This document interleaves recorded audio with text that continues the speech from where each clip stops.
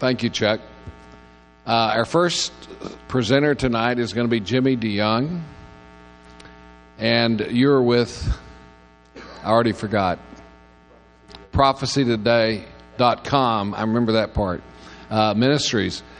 And I've been listening to Jimmy, every week on Brandon House's show.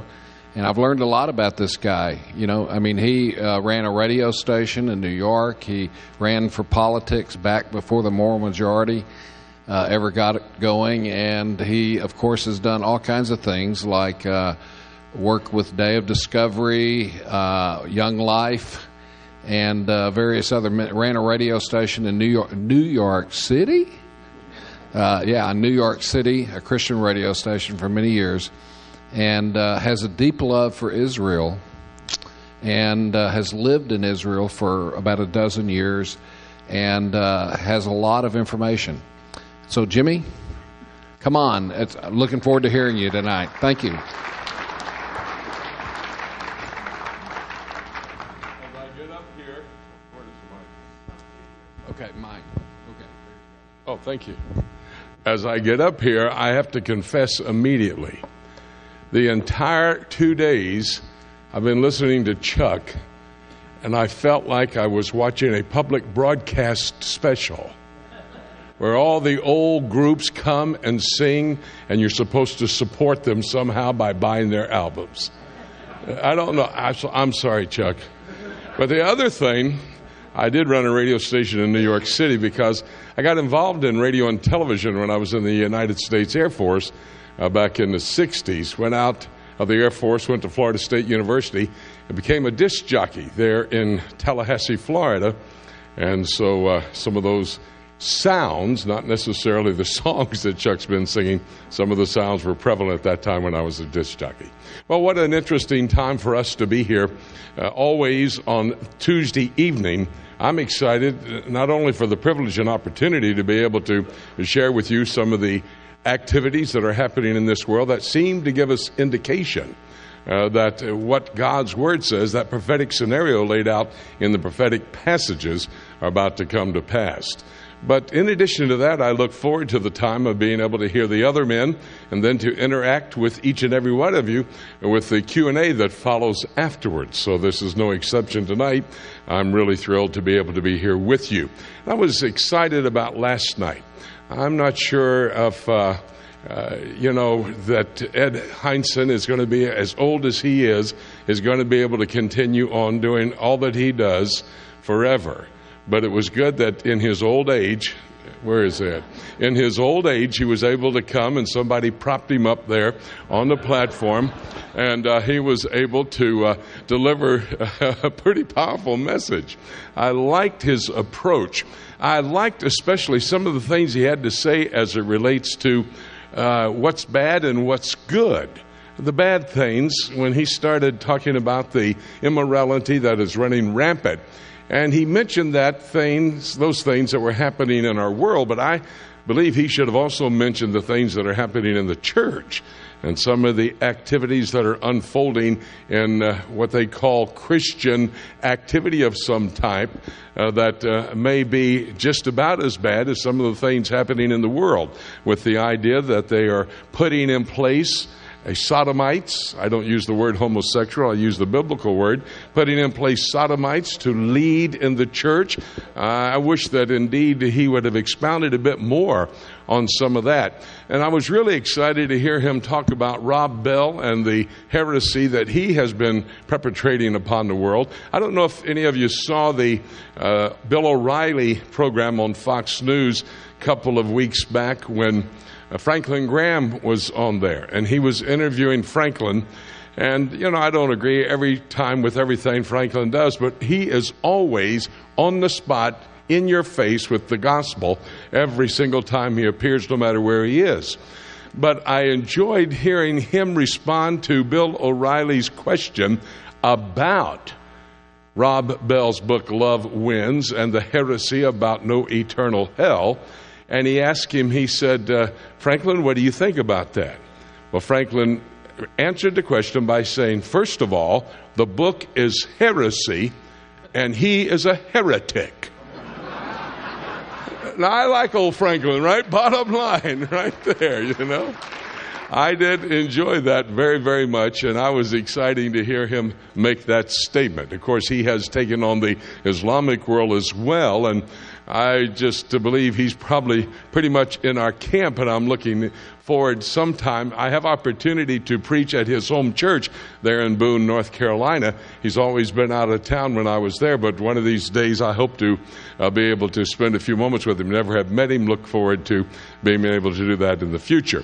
But indeed, that's exactly what Rob Bell is propagating, and so many others are doing the exact same thing. What really concerns me, though, about Rob Bell is who his mentor was. I looked up on Wikipedia today about Rob Bell. I wanted to get his background, a graduate of Wheaton College, and then went to Fuller Seminary, and then was invited by Eddie Dobson to come to Grand Rapids, Michigan, to the Calvary Church. And Eddie Dobson mentored him. Rob Bell was his associate pastor, took the Saturday night services until it got so big he decided to start Mars Hill. Eddie Dobson was a very good friend of Ed Heinzen. They were partners in the early days there at Liberty. Eddie Dobson was a graduate of Bob Jones University. He was the dean of students there, and I understand, heir apparent to take over for Jerry when he should leave the scene. Of course, he decided instead to go to Calvary. And really what is concerning me, and I think what we should be looking at, is some of, not what's going on in the Middle East, because I'm going to respectfully disagree with Ed that the Middle East is the bad news. In my opinion, the Middle East and what's happening there today is the good news, because it's quickly moving into confirmation of the prophetic passages found in God's Word for the end times. I don't want to see that reversed. I'm eager to see it continue and intensify. And so I don't think that's necessarily bad news, but I think there is a lot of bad news out there that needs to be dealt with. The emergent church would be one area that we need to be looking at. And many of the other things that I've already talked about that Ed talked about last night. And some of the people. I know that one of the elders at Eddie Dobson's church was a member of this organization, Pre-Trib, and has simply moved away and has written a complimentary blog on Rob Bell's book, Love Wins. And that's concerning me. I think that's the bad news.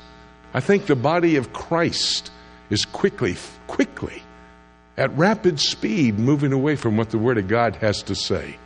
You know, we've been talking, and some have been bragging about the fact that we're making an impact on this world. I'm not sure. I traveled across the country and around the world, 10 foreign countries last year in 47 of the 50 states. Not bragging, simply making a statement. And boy, as I travel, I see that there are less and less churches wanting to teach Bible prophecy. In fact, changing their eschatological statement in their statement of faith and wanting it to be nebulous because they say it's too controversial. I want to tell you, I stood in October at the place where they crucified a man and buried him, and 3 days later he rose up out of that grave alive and is living today and is in the heaven. He's getting ready to come back. Well, you know, that's pretty controversial as well. And I'm really concerned about nobody teaching Bible prophecy. What about the big churches, the mega churches? I'm not going to ask you to raise your hand, but how many of you have been in a mega church lately to preach and teach? Oh, maybe Tim LaHaye, because he wrote a bestseller and everybody wants to get next to a bestseller and all the money he made. And so they might have him over to their church. But I don't know guys who are really teaching. I mean, Tim is teaching the Word, but guys who are really taking a stand are getting in some of these mega churches. And it's just less and less a opportunity for the Word to be taught. And people are moving away from it. So I appreciate what Ed Heinzen had to say. By the way, we've been longtime friends. We met in the middle 70s. And we were both on an airplane flying into Lynchburg, Virginia. We were going into one of those super youth rallies that they had down there. And we got to know each other, and then we've been following each other, partnering together in ministry. So I sure appreciate Ed. And teasing about being the old man. I think he's a little bit younger than I am, but he's been closer to the doors of heaven than I have. And he knows exactly how that's going to be. And we praise the Lord, he has been raised up. Well, I say that's the bad news, and the good news is Israel and the Middle East and all that we've been talking about, the activities that are unfolding there. And so I thought I would take just a few moments to try to update you with some information. You may be on top of this, you may not have been. You may need to be reminded of it again. So let me do that. First of all, I want to look at Iran. Iran is the number one threat to the Israeli government and the body politic of Israel.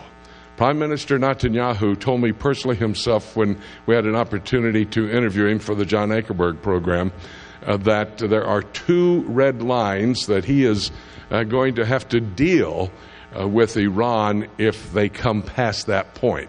The first one was if Russia was to deliver those S-300s, that indeed they would have to deal with Iran. Now, an S-300 is a missile. It's a ground-to-air missile. It's an anti-aircraft missile.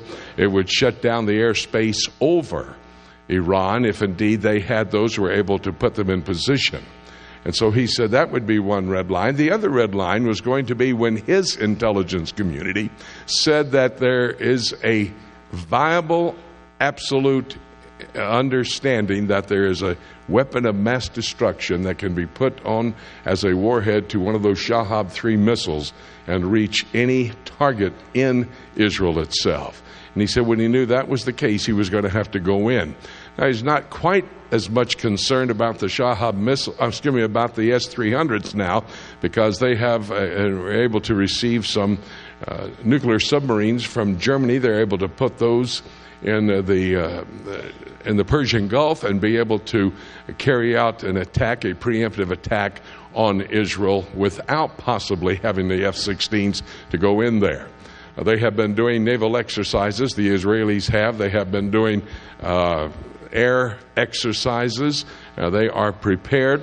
There's a lot of conversation going on. I don't know if you've been watching the batter going on between the politicos in Israel. A lot have been talking about the possibility of a preemptive strike. Should they do it? At what time should they do it? It's interesting to note that Avigdor Lieberman, he is the foreign minister for the state of Israel. If you remember, the top three positions in the Israeli government would be prime minister, foreign minister, and then the defense minister. And Avigdor Lieberman is the foreign minister. Ehud Barak is the defense minister, and of course, Prime Minister Netanyahu. Netanyahu and Barak have been on the same page as it relates to going in and doing a preemptive strike on Iran for a long time now. Avigdor Lieberman was holding back, and just last week he decided he was going to get in line with the Prime Minister and the defense minister. The former chief of military intelligence, you have the Mossad in Israel, military intelligence, two different agencies collaborating together, but the general who was the former chief of military intelligence made a statement that there is enough material right now, and he said this on Thursday, there's enough material in Iran to develop 4 or 5 nuclear weapons of mass destruction.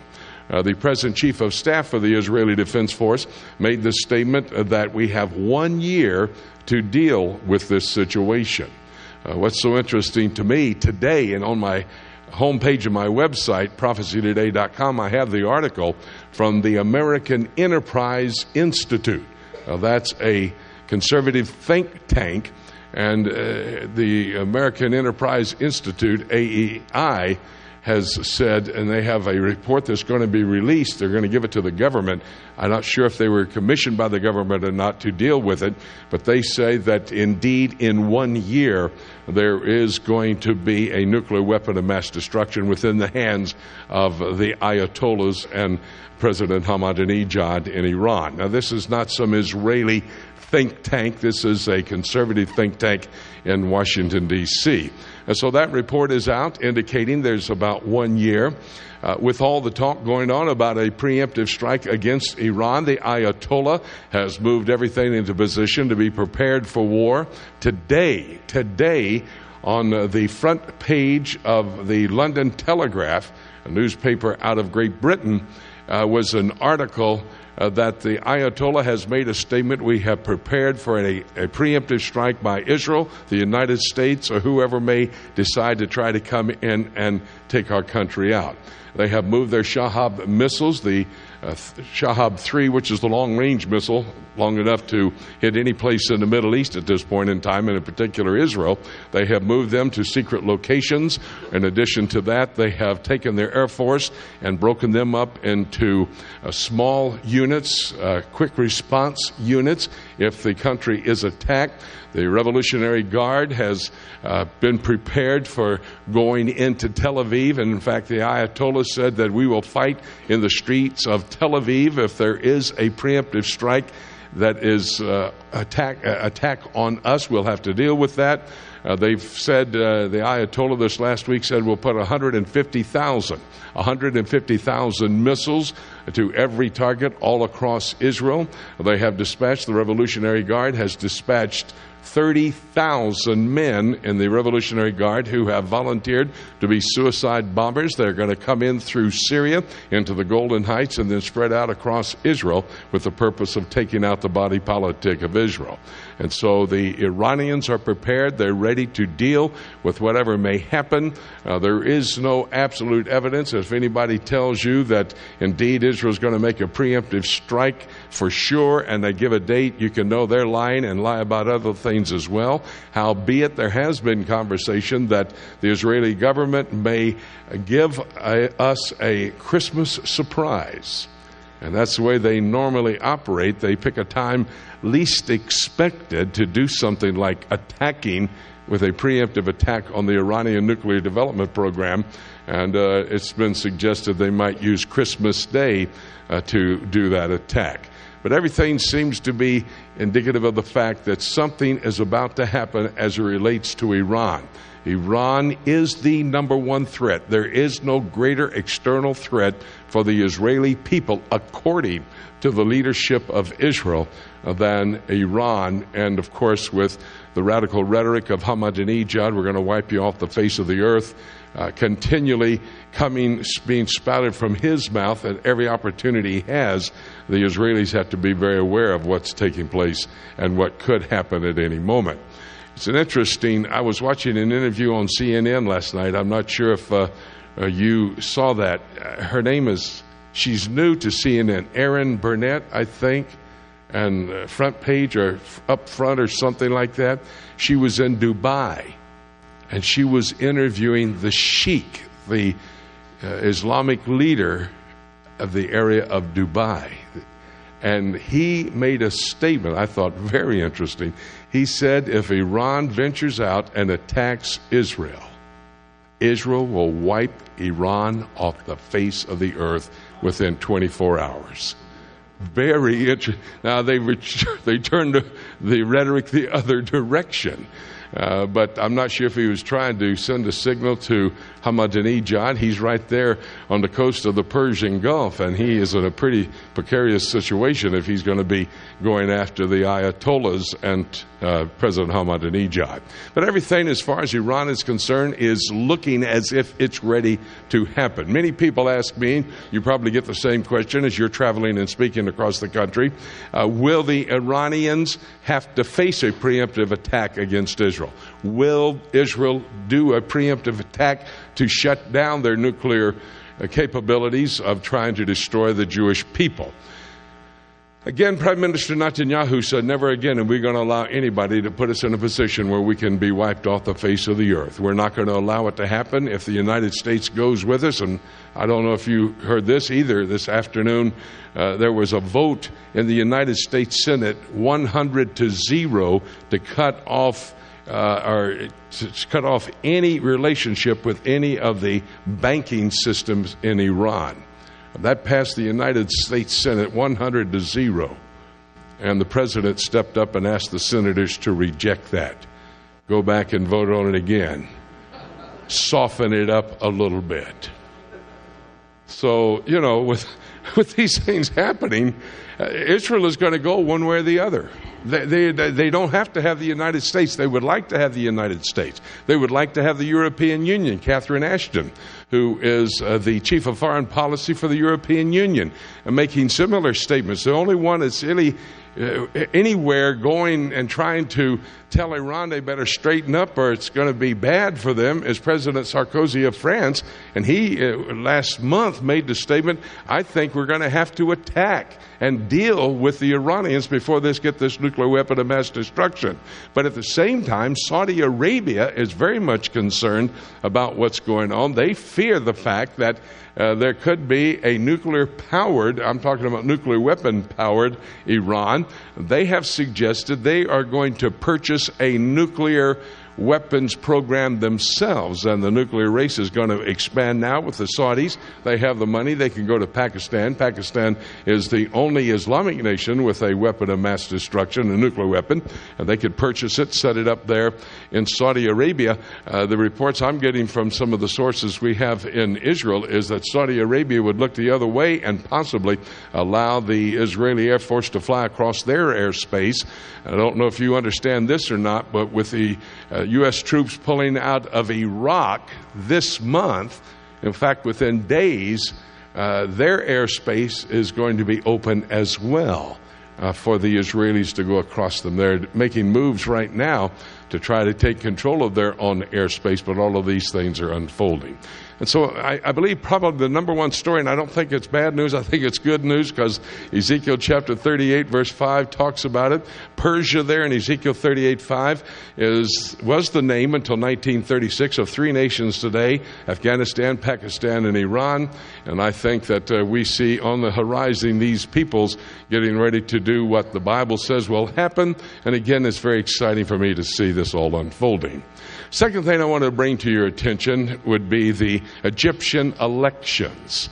Now, just let me remind you, when Hosni Mubarak was taken down after 32 years of being the leader of the Egyptian nation, the nation of Egypt, and I'm not condoning what Hosni Mubarak might have done. That's not my point here. But when he was taken down with the help of the impact that the United States gave to the opposition there in Egypt, the Israeli government was very much concerned. President Shimon Peres, who is normally somewhat of, he's not a hawk. He is somewhat, pacifist, as best I could even describe him. He said that this is the most dangerous thing that's happened in our region in the world in many years. Hosni Mubarak kept peace in the Middle East. There was never a full-fledged Middle Eastern war during the 30 years that Hosni Mubarak was in power. And so Shimon Peres, the president of Israel, who has a somewhat of a figurative job, a figurehead position, he made the statement, our best friend has been taken down. And then Prime Minister Netanyahu made a similar statement. All of this happening when Facebook and Twitter were being used by the Muslim Brotherhood to contact all of their people that indeed we're going to go to war with the Zionist nation and this peace treaty is going to be completely destroyed. Well, he was taken down, and the manipulation by all of the leadership of Egypt put him in a position to have an election. The parliamentary election started last week. They had the first 2 days of election or voting at the polls. They had it this week, and they have 2 more to come. This election for the parliament there in Egypt is a 6-week endeavor, and they continue to refine those who have been elected to take charge. The Muslim Brotherhood came out best in the election with 37% of the total vote that was cast. But what's even more concerning than that, the Salafis came out with 25%. And they are more radical than the Muslim Brotherhood ever thought about being. They're in collaboration with the Wahhabis there in Saudi Arabia. So you have 62% of those elected members of the Parliament of Egypt are Islamic fundamentalists.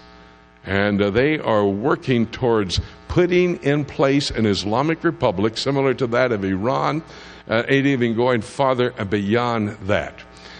A good friend of mine in Israel is a young Jewish man named Itamar Marcus. He heads up a team of Jewish people who have come from out of the diaspora, from the different Arab countries. Their mother's tongue would be the Arabic language. Now they've learned Hebrew because that's the language of the state of Israel. But these people know the languages, and Itamar Marcus heads up an organization called Palestinian Media Watch. Its web address is palwatch, P-A-L-W-A-T-C-H, palwatch.org. I would suggest this is an Orthodox Jewish man who lives in the settlements. He is articulate. He has spoken before the legislative body in Great Britain, in the European Union, in Washington, D.C. He has just been traveling in the United States in all of the major colleges addressing the issue of Israel, etc. Itamar Marcus has done a translation of a book on the Muslim Brotherhood and explains who really the Muslim Brotherhood are. You must remember the Muslim Brotherhood fostered or birthed Yasser Arafat. In the early 30s, Yasser Arafat was a student of the leader of the Muslim Brotherhood. They were established in the late 20s as one of the radical fundamentalist Islamic terror organizations. Coming out of that group also would have been Sheikh Yassin. He was the blind sheikh who established Hamas there in the Gaza Strip. And then also al-Sawari. He was the one who led the team to kill Anwar Sadat after he had visited Israel and signed a peace treaty with the Jewish state. But he was also the number 2 man in Al-Qaeda, and with the taking out of Osama bin Laden, he became the number 1 man. And so these are the types of products that the Muslim Brotherhood is producing. They are going to come to power. They're going to be the major players.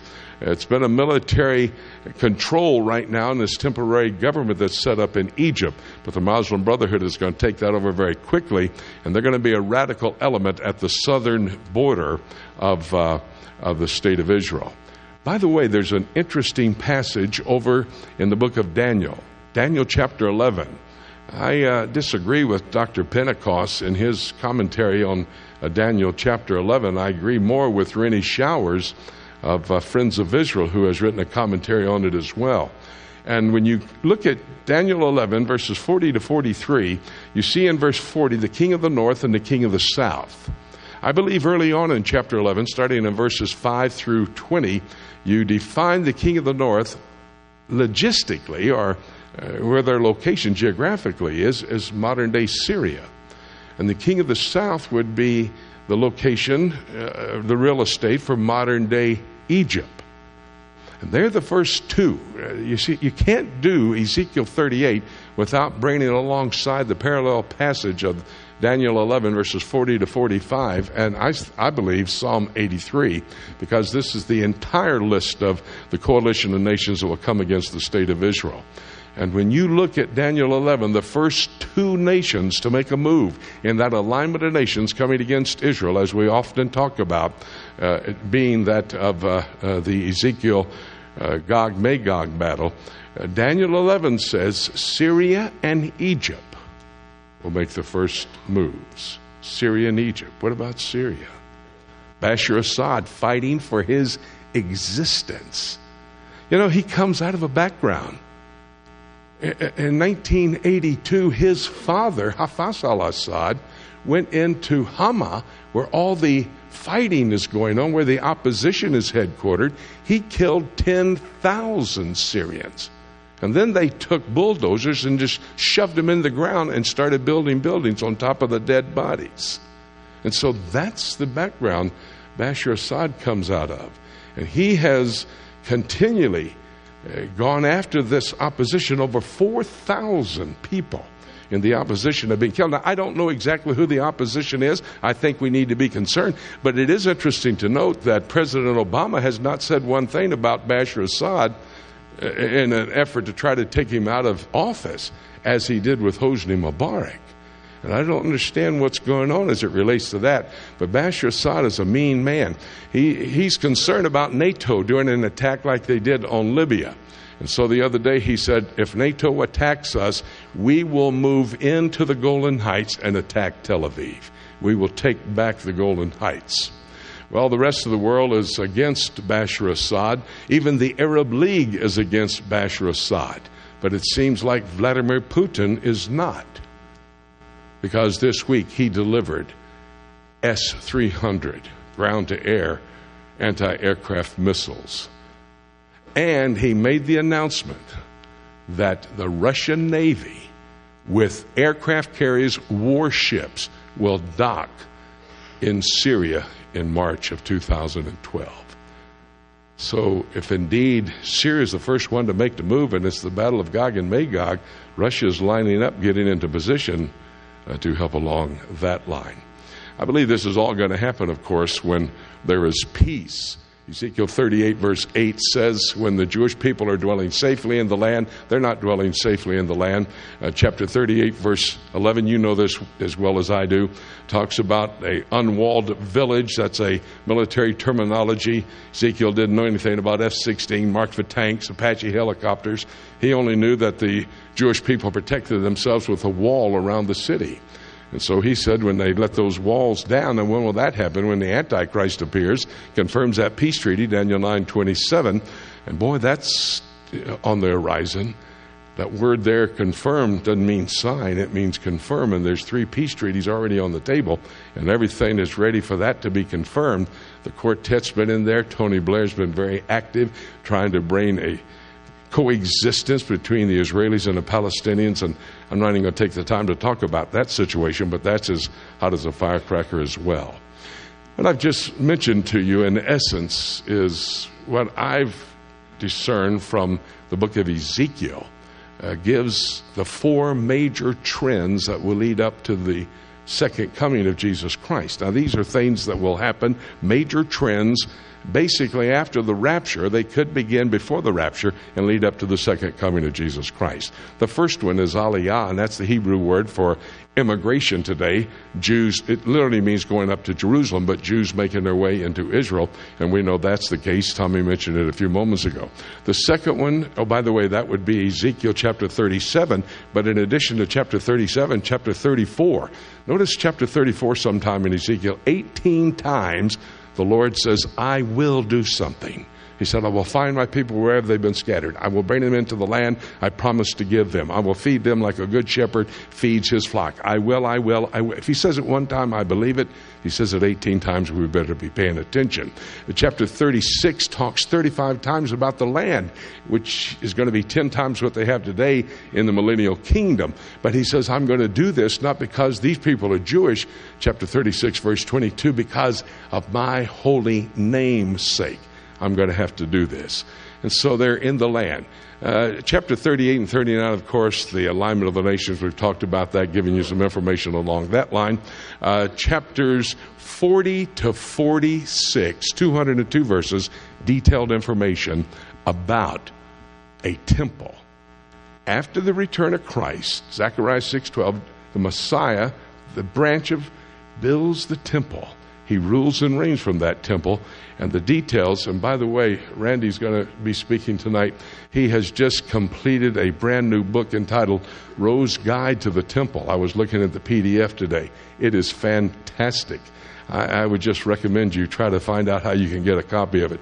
He's talking about all the temples, from the Garden of Eden through the tabernacle, etc. But it's an excellent book. And he deals with the Ezekiel 40 to 46, 202 verses, detailed information about a coming temple. But dare we forget, Daniel 9:27 says there will be a temple in the tribulation period. Jesus confirmed that, Matthew 24:15. When you see the abomination of desolation spoken of by the prophet Daniel, flee for the wilderness. 2 Thessalonians 2:4, and the Antichrist will walk into the Holy of Holies and claim to be God.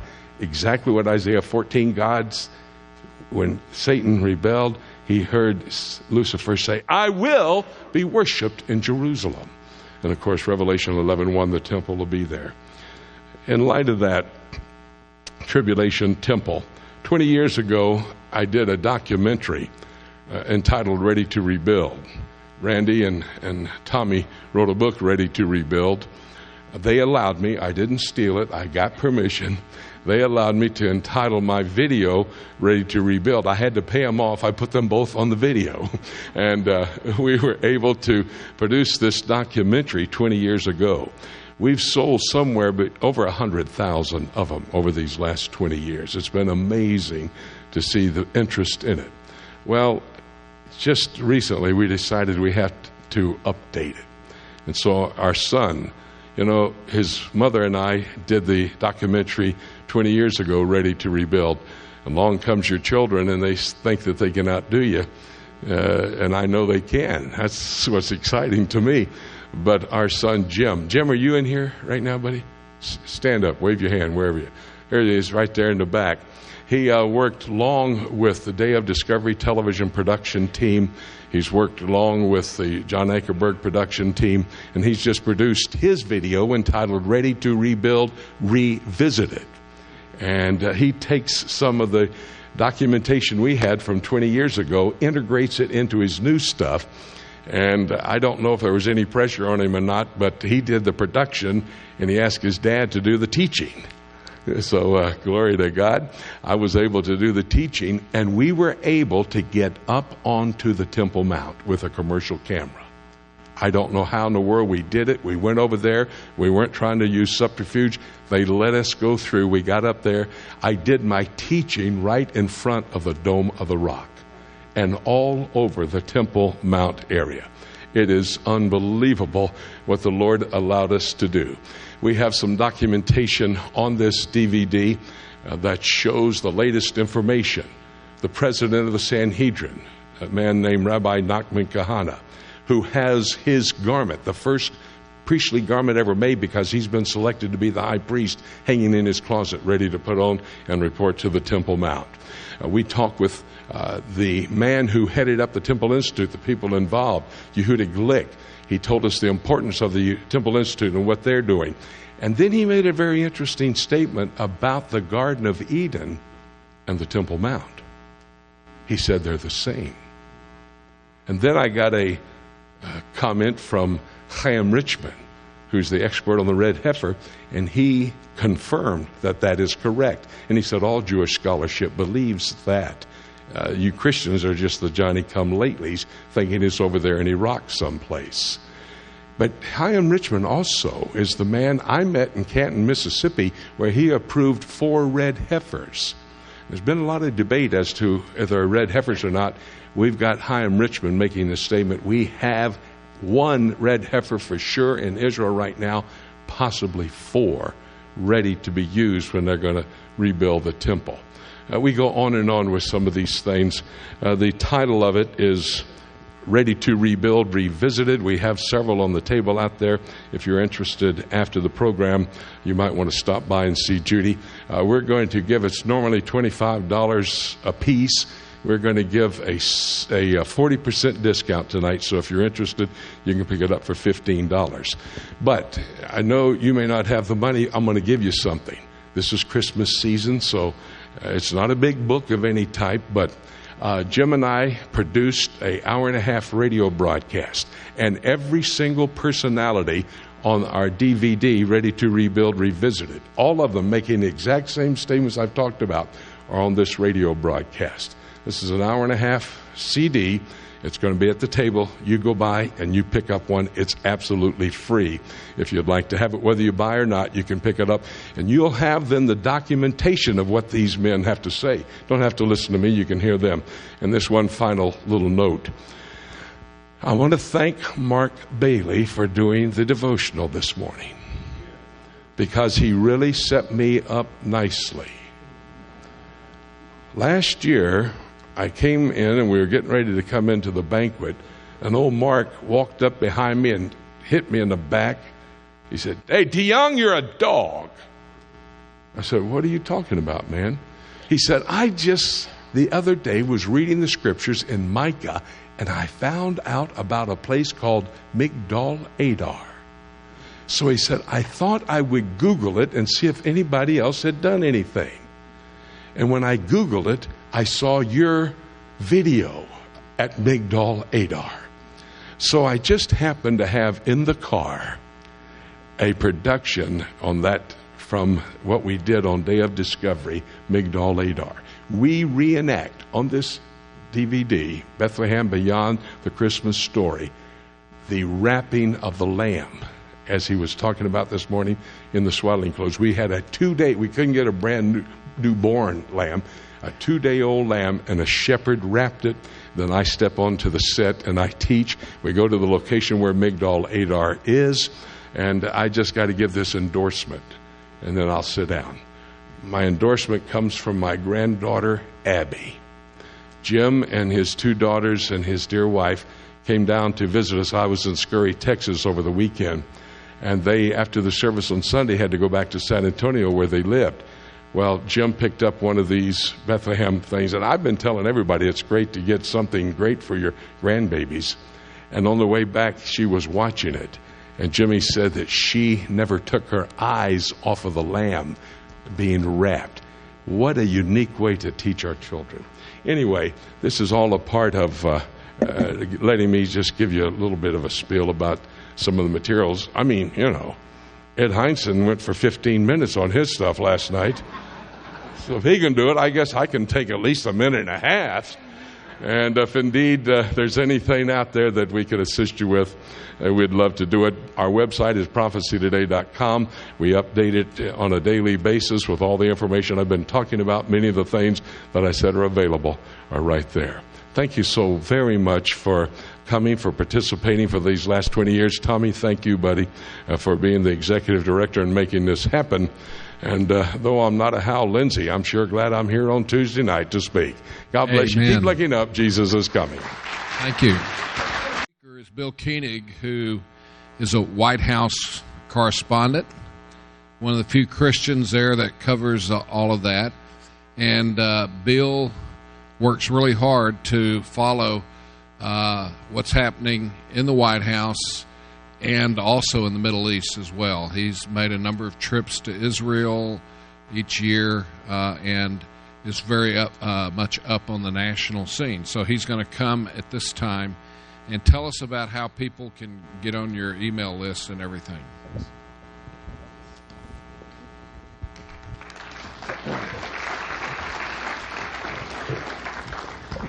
Thank you, Tommy. I appreciate it. Great to be with you all. This has probably been one of the most incredibly challenging PowerPoints I've ever put together. I can't imagine how many complications I've had today. But anyhow, it's finished. So, first of all, our website, for those not familiar, this is our website address, watch.org. We post news 365 days out of the year on world news that's biblically relevant. And things are happening so fast, it is very difficult to stay up with everything. Usually you have 2 or 3 or 4 major events taking place at any one time. And it's, for the most part, if you're trained, it's relatively easy to stay up with it. It requires a lot of time. But the challenge today is all final day events are in play.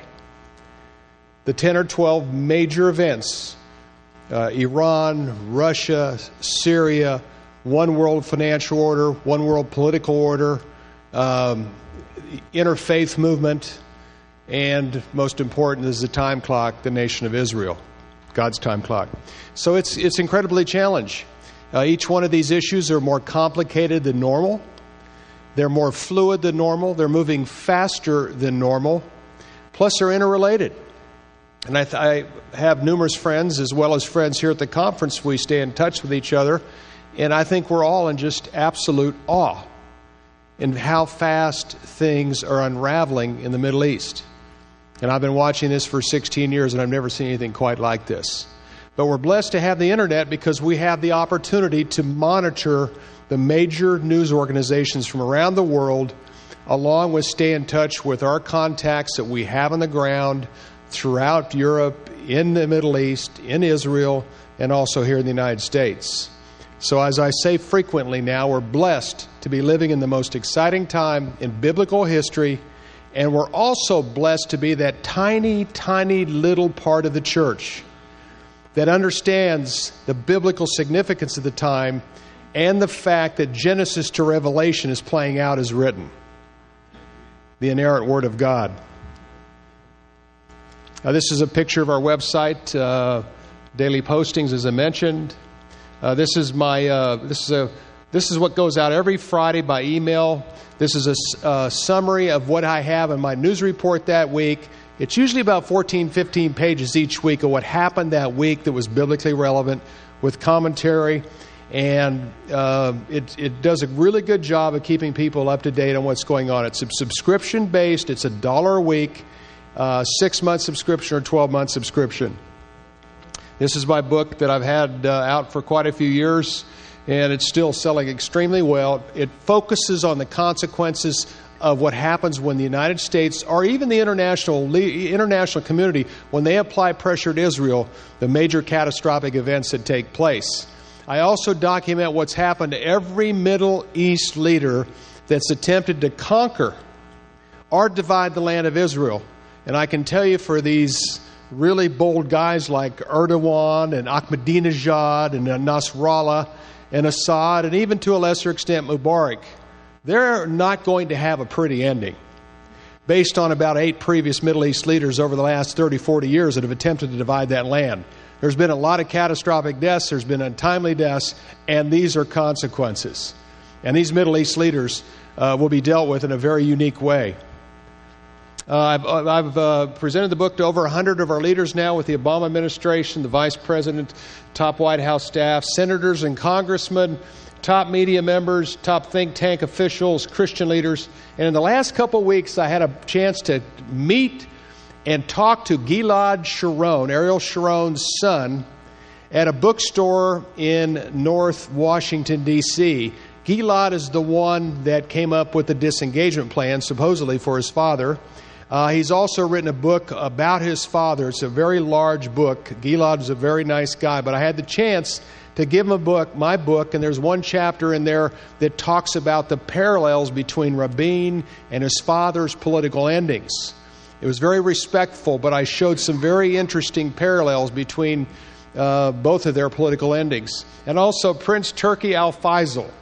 This is a member of the royal family. He spoke at the U.S. Islamic Conference a couple weeks ago in Washington, D.C., and some people believe he'll very likely be the next foreign minister to Israel when the other Al-Faisal, who has a serious case of Parkinson's disease, moves on. Turki Al-Faisal is expected to be, or more than likely going to be, the next foreign minister. And I had a chance to give him my book, and I told him he really needs to get familiar with Saudi Arabia. Saudi Arabia. And then AIPAC. I'm going to run through a couple little events that were very significant this year, and I think all of us were in awe of Barack Obama's statement on May 19th, Thursday, May 19th, and then Sunday, 19, 20, no, I think it was Friday into the 19th, that Israel needs to go back to the 6-day borders. There was no discussion about security, which the UN Resolution 242 discusses. And then I was at this event. This is AIPAC. AIPAC's the largest Jewish lobby group in the United States, and they've done an extraordinarily good job. And they have 100,000 members. They had 10,000 members at the Washington Convention Center, and they had Obama come and speak, and this is what he said: the borders of Israel and Palestine should be based on the 67 lines with mutually agreed swaps, so that secure and recognized borders are established for both states. As for security, every state has a right to self-defense, and Israel must be able to defend itself by itself against any threats, he stressed. So the way he kind of said this is, we're going to do some swaps to help Israel feel secure, but also there's some very large settlement communities in this land that he's talking about. But he's talking about the 6-day borders. He's talking about land swaps. The Palestinians said no such thing. We want it all. We want it all the way back to the 6-day borders. That's the kind of deal we're looking for. But nonetheless, within a few hours of this major, bold address to American Jews, we had another catastrophic weather-related event happen in Joplin, Missouri. And this wasn't days or weeks or months later. It was immediately after Obama's address on Sunday. Within a few hours, he was on the way to Europe. He spoke at AIPAC, and he was monitoring this major storm that hit Joplin, Missouri. Again, we've had over 80 all-time U.S. record catastrophes that happened at the same time or within 24 hours of U.S. pressure on Israel to divide their land. And then a couple days later, under pressure from the White House, even though Prime Minister Netanyahu handled himself extremely well, Netanyahu stated for the first time he acknowledged that some settlements would end up being outside Israel's borders in any peace deal, and hit it as a softening in the line in Jerusalem and during a landmark speech to Congress. He also mentioned that he was the 6th Prime Minister of Israel that favored a Palestinian state. The only reason Israel's prime ministers have ever wanted a Palestinian state is because of pressure from the United States. Within a few hours of his address to Congress, we had another major wave of tornadoes and massive storms, incredibly high winds that hit this area, the Dallas-Fort Worth area, and into Oklahoma, and it was in a major record-setting waves of events. So far, the United States this year has had $14 billion events. This is a record. Joplin was the largest spring storm and most expensive spring storm in history. We also have, Obama has signed more federal disaster orders in his 3 years in office, just under 3 years in office, than any other president in 4 years. And it's just a wave of one event after another after another. And when that land of Israel is touched, and I said this many times here and many other places before, there's an atmospheric reaction and a political reaction, and sometimes both. And right now, the leaders of the nations of the world are on a collision course with the God of Israel. And this is an atmospheric reaction. And there, you don't touch Judea and Samaria. You don't divide Jerusalem. And I was thinking this week, Israel's only on maybe 24-25% of the covenant land that they were promised through the Abrahamic covenant in Genesis 15, 17, and 18.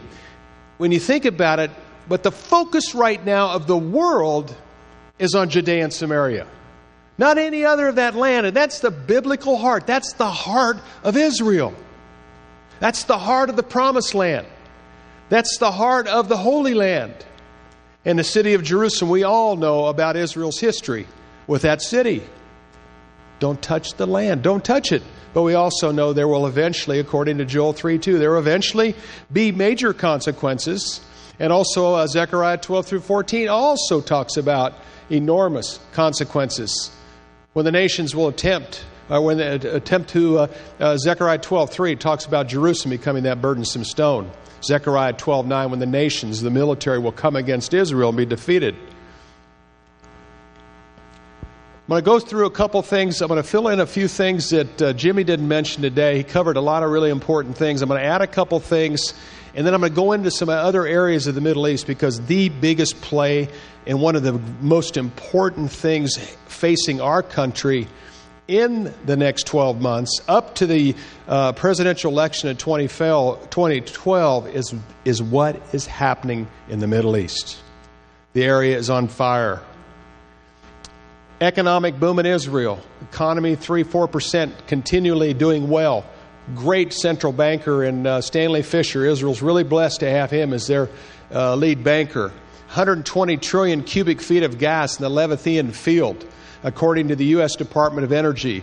250 billion barrels of oil, they think, is now in the Negev, which would be at the equivalent of what Saudi Arabia has.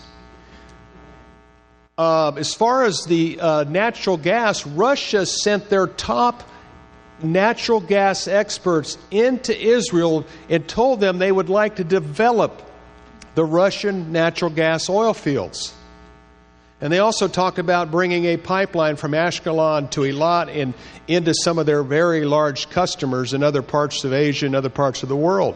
And also Russia is concerned about the fact that Israel is going to be an exporter of natural gas soon, and they're going to send oil to Western Europe, and Europe is not going to have to rely just on Russian oil and natural gas. But what's interesting is Israel say, well, we'll consider it. And right after they left Israel, they went to Lebanon, they went to Turkey, and now Israel's navy is being built up in preparation for a conflict that they believe that they're going to have with Turkey over that Mediterranean natural gas. The political left and right, this is one of the most disturbing things, and I'm sure Jimmy sees this all the time and has to bite his tongue when he sees what happens with the political left in Israel. They are an enemy of Israel. The fact that political left influences the Haaretz and other newspapers in Israel to the extent that they are blasting Netanyahu for not doing a deal. They believe giving up Judea and Samaria and East Jerusalem is going to bring them peace. How could they be so foolish? Look at country after country through the Middle East. It's Arab against Arab, Sunni versus Shia, tribal faction against tribal faction. And the Zippy Livni was in Washington last week with Hillary Clinton at the Saban Forum, blasting the Netanyahu government. And she does it every chance she has. And some of these writers with Haaretz, they have to be blind to reality. If they give up this land, Israel gives up this land, there will be no more Israel. It's crazy. But they have a lot of influence in the nation of Israel. The secular versus religious, very much the same issue here. The political left in Israel, secular. And the right tends to be religious and also extremely conservative, and also they can see things very clearly, kind of like here in the United States. Sometimes the conservatives see things so clearly, but the liberals and secular do not. The border concerns, obviously, Israel was content when Mubarak was in leadership because they had relatively quiet borders. They were, for the most part, content with Assad despite the differences because the borders were quiet, and they've been comfortable with King Abdullah of Jordan because the borders were quiet. And thanks to Mr. Obama, Mubarak was forced out. You have a very disruptive situation in Egypt, and I'll touch on that here in a little bit with some more details with some Coptic Christian friends of mine from Washington. And you have a situation in Syria, which is, Jimmy hit on some really key points there. And you have a situation in Jordan. They're very concerned about the Muslim Brotherhood influence in that country, even to the extent that Jordan says they favor a Palestinian state, but they want Israel to be the buffer between their country and the future Palestinian state. Boy, that says a lot. And then there continues to be an effort to delegitimize Israel. Our beloved Secretary of Defense, Panetta, our former CIA director, last week at the Saban Forum, told everybody to get back to the DAMN table, and it's time to sit down and work out a peace deal. And he also talked about Israel is continuing to be isolated, and he's very concerned about that, so that's why they need to get back to the table. This is our defense secretary, who's extremely concerned about Israel hitting Iran first, and that's why he's very active. He's been in Israel recently to meet with Netanyahu, to meet with Barak, and some of the other leaders. Palestinian issue, Hamas and Fatah are talking about a unity government, but they're talking about Fayyad, who's one of the most well-respected, despite his flaws, one of the most well-respected Palestinians who is involved very much in their economic development. If they have a unity government, Hamas wants Fayyad to leave. What kind of unity government's that? It's just incredibly farcical. Iran's continuing to fund Hamas. Weapons continue to be smuggled into Gaza, more in the last, since disengagement in 2005 than the previous 30 years. And the UN statehood. I was up at the United Nations for the Palestinian effort. And what's really interesting about this is we had the world community at the UN, and one of the hot topics at the UN was a future Palestinian state. I talked to some friends of mine with the media from Europe and from Asia and some fellows from the Middle East, and they all told me that the hot news the week they came to the UN in their papers were the Palestinian issue over the land that Israel occupies. Isn't it amazing how God continues to do that? The entire world is focused still on this tiny little nation tiny little nation to the extent that it occupies and dominates the news around the world the week before this UN meetings, during the UN meetings, and a little bit thereafter. But fortunately, the United States at that time, President Obama is concerned about the Jewish vote, 2% of the population, but supposedly, I understand, maybe give as much as 25% of the money that goes to the Democratic Party. And he doesn't want to jeopardize that. So I think he's going to be careful what he does, but he's going to let Hillary Clinton do a lot of the dirty work here this next 12 months, and you'll see more of that. But we also have the final day nations quickly aligning in the Middle East. This is amazing, and unfortunately, things are not moving in a good direction. But the Muslim outreach began when Barack Obama went to this very large Muslim cemetery, seminary. Cemetery. That's a good one. Islamic seminary in Cairo, Egypt, and discussed how Thomas Jefferson loved the Quran to the extent that he had a copy of the Quran in the White House library. Thomas Jefferson had a copy of the Quran in the library so he could figure out who are these Barbary pirates. Who are these people? I want to know what makes these people tick. He didn't have it to honor the Quran, but here we have the President of the United States, the most influential political leader in the world, telling the world that our beloved Thomas Jefferson honored the Quran and John Adams. It's incredible. And that's at the time he threw the doors of America open to Islam. We have had a lot of material in our reports the last couple months from very credible sources that show how the Muslim Brotherhood has penetrated the Obama administration. Obama's representative to the Muslim nations, the 56 Muslim nations, has the Quran memorized. And we continue to hear how we have Muslim Brotherhood members who have moved into key positions in the Pentagon and on Capitol Hill and at the White House. This is extremely disturbing news. Extremely disturbing news. And again, Obama talks about being a Christian, but he has done more for Islam. Matter of fact, Barry Rubin from Israel said a couple of weeks ago that there will be no one that has more to do with the radicalization and the rapid movement of the Muslim Brotherhood across the Middle East than Barack Obama. The Mubarak collapse, he forced him out. And Hillary Clinton spoke of him leaving.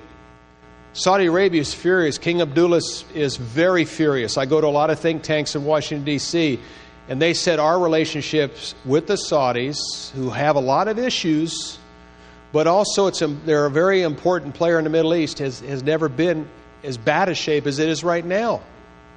And a lot of these guys, a lot of these think tanks I go to, even Islamic think tanks, they say that most of the leaders in the Middle East they do not trust Obama. They are fearful about riding or siding with the United States in the future. And they also perceive him as weak, and he won't deal with some of the very significant problems in the Middle East, such as Iran, such as the situation in Afghanistan. So this is very important for our country. They are responsible for the Muslim Brotherhood movement across the Middle East, and also which is helping move forward the Shiite versus Sunni conflict. I'll hit that in just a little bit. And also the pressure on Israel.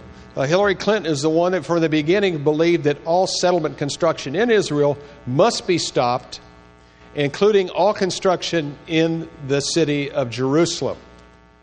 And as Elliot Abrams said, who worked with President Bush in the Middle East in the previous administration, said it was an absolute, total mistake. Forcing Israel to do this, stopping all construction, putting pressure on Israel in Jerusalem. It was a horrible mistake.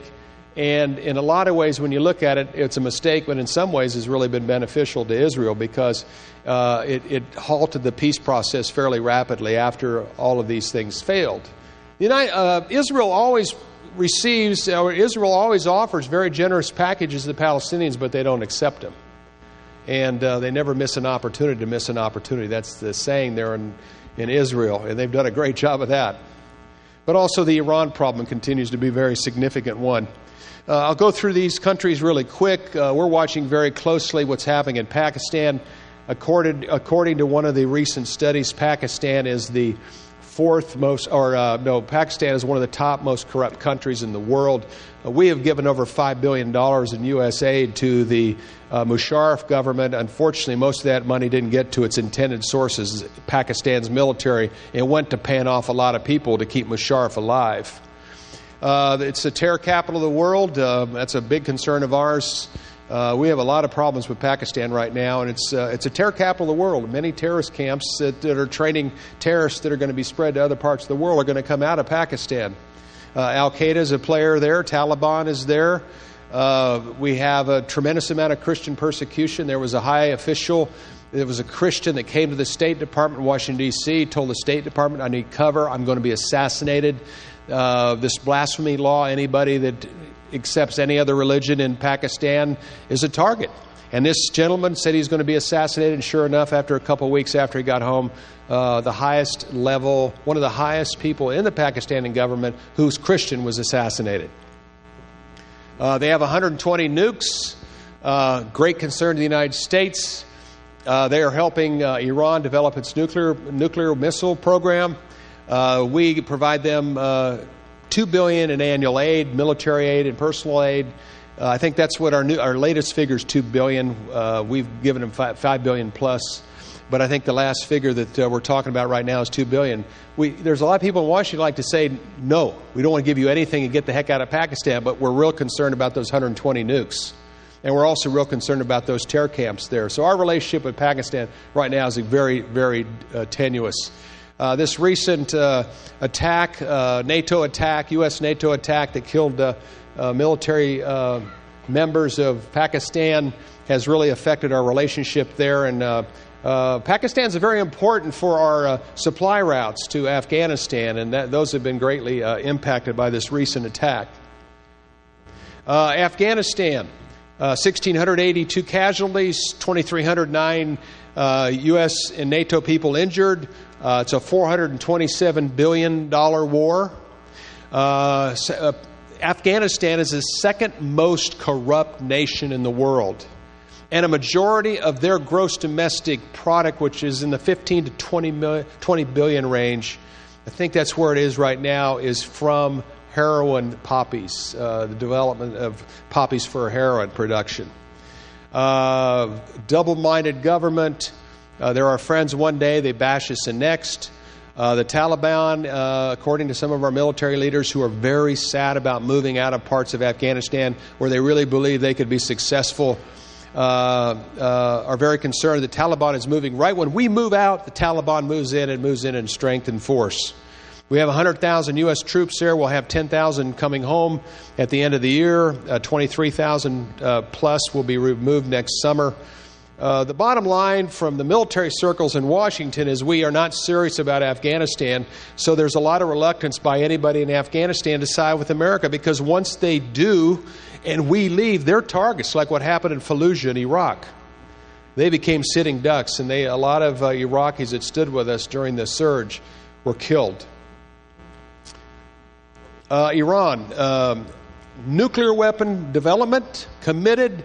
Missile technology, according to Udi Rubin, who's the father of the Aero Missile Defense Program, who comes to Washington every year to brief us, a large group of people, said that the advancement of missile technology in Iran in the last 12 months has been very significant, especially the short-range missiles that puts Kuwait, in Iraq, in the United Arab Emirates, in Qatar at risk. It's a great concern of these neighboring Persian Gulf countries. 90% of the oil in the Middle East comes through the Persian Gulf. 40% of the world's oil comes through the Persian Gulf.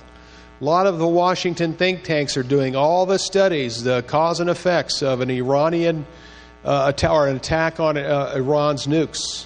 There's all kinds of extreme possibilities of what could happen. And Iran's going to filter that too. They're going to fuel that too, because they want to keep from being hit, and they're going to do all kinds of their typical stuff that they say, and all their rhetoric. They want a caliphate. They want to control from Iran to the Mediterranean. You all know that.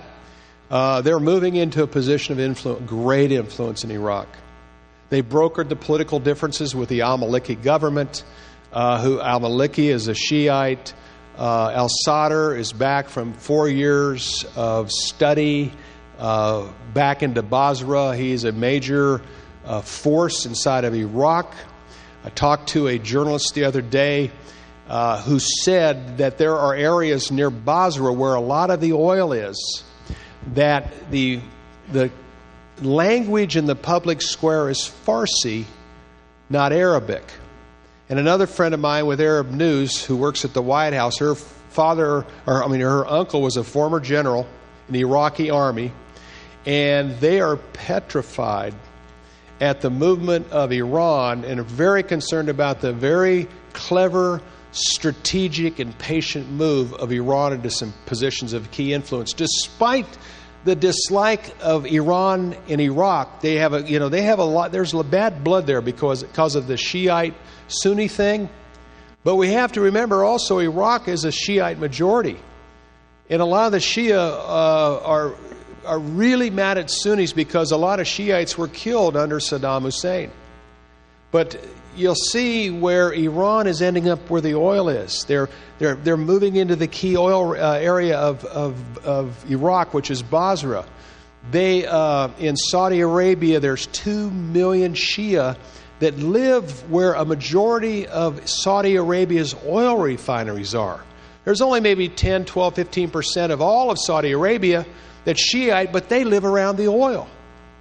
And the United States is training 35,000 Saudis right now to be able to handle that oil in protection. Israel statements are typical. Russia and China continues to stop any type of meaningful sanctions against Iran.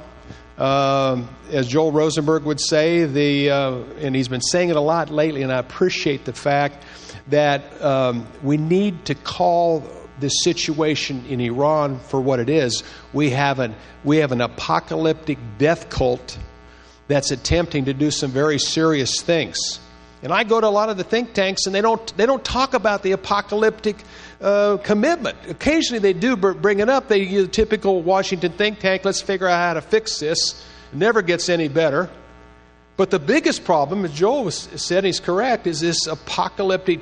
The Khomeini, the Ayatollah, the Ahmadinejads believe that they have this role to usher in the 12th Imam. And that's their motivation. And then the Revolutionary Army in Iran controls business. They control the military. They control the police. And that's why the 85% can't make any major headway inside of Iran or do a revolution, because they find the initiators and take them in the public squares and hang them or shoot them. And the 15% have a lock grip on the nation of Iran.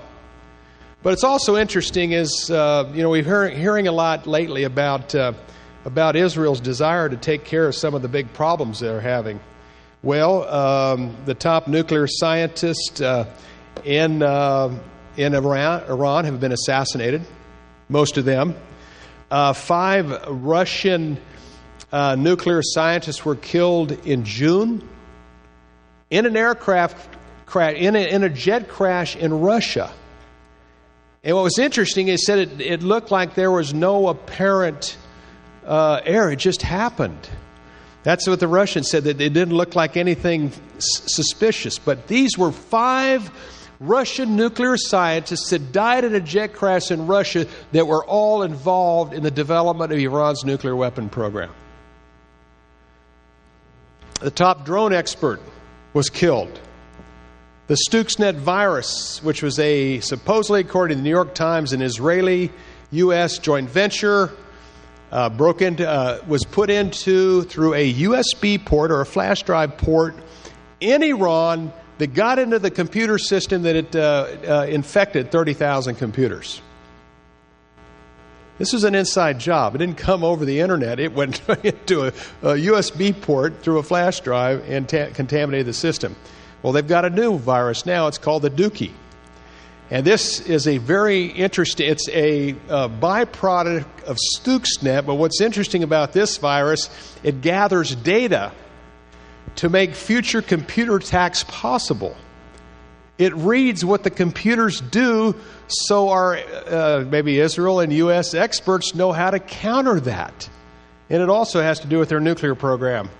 And then most of you probably know a couple of weeks ago, an Iranian general, one of their top generals, was killed at a Revolutionary Guard Shiab 3 and 4 plant, a mysterious explosion.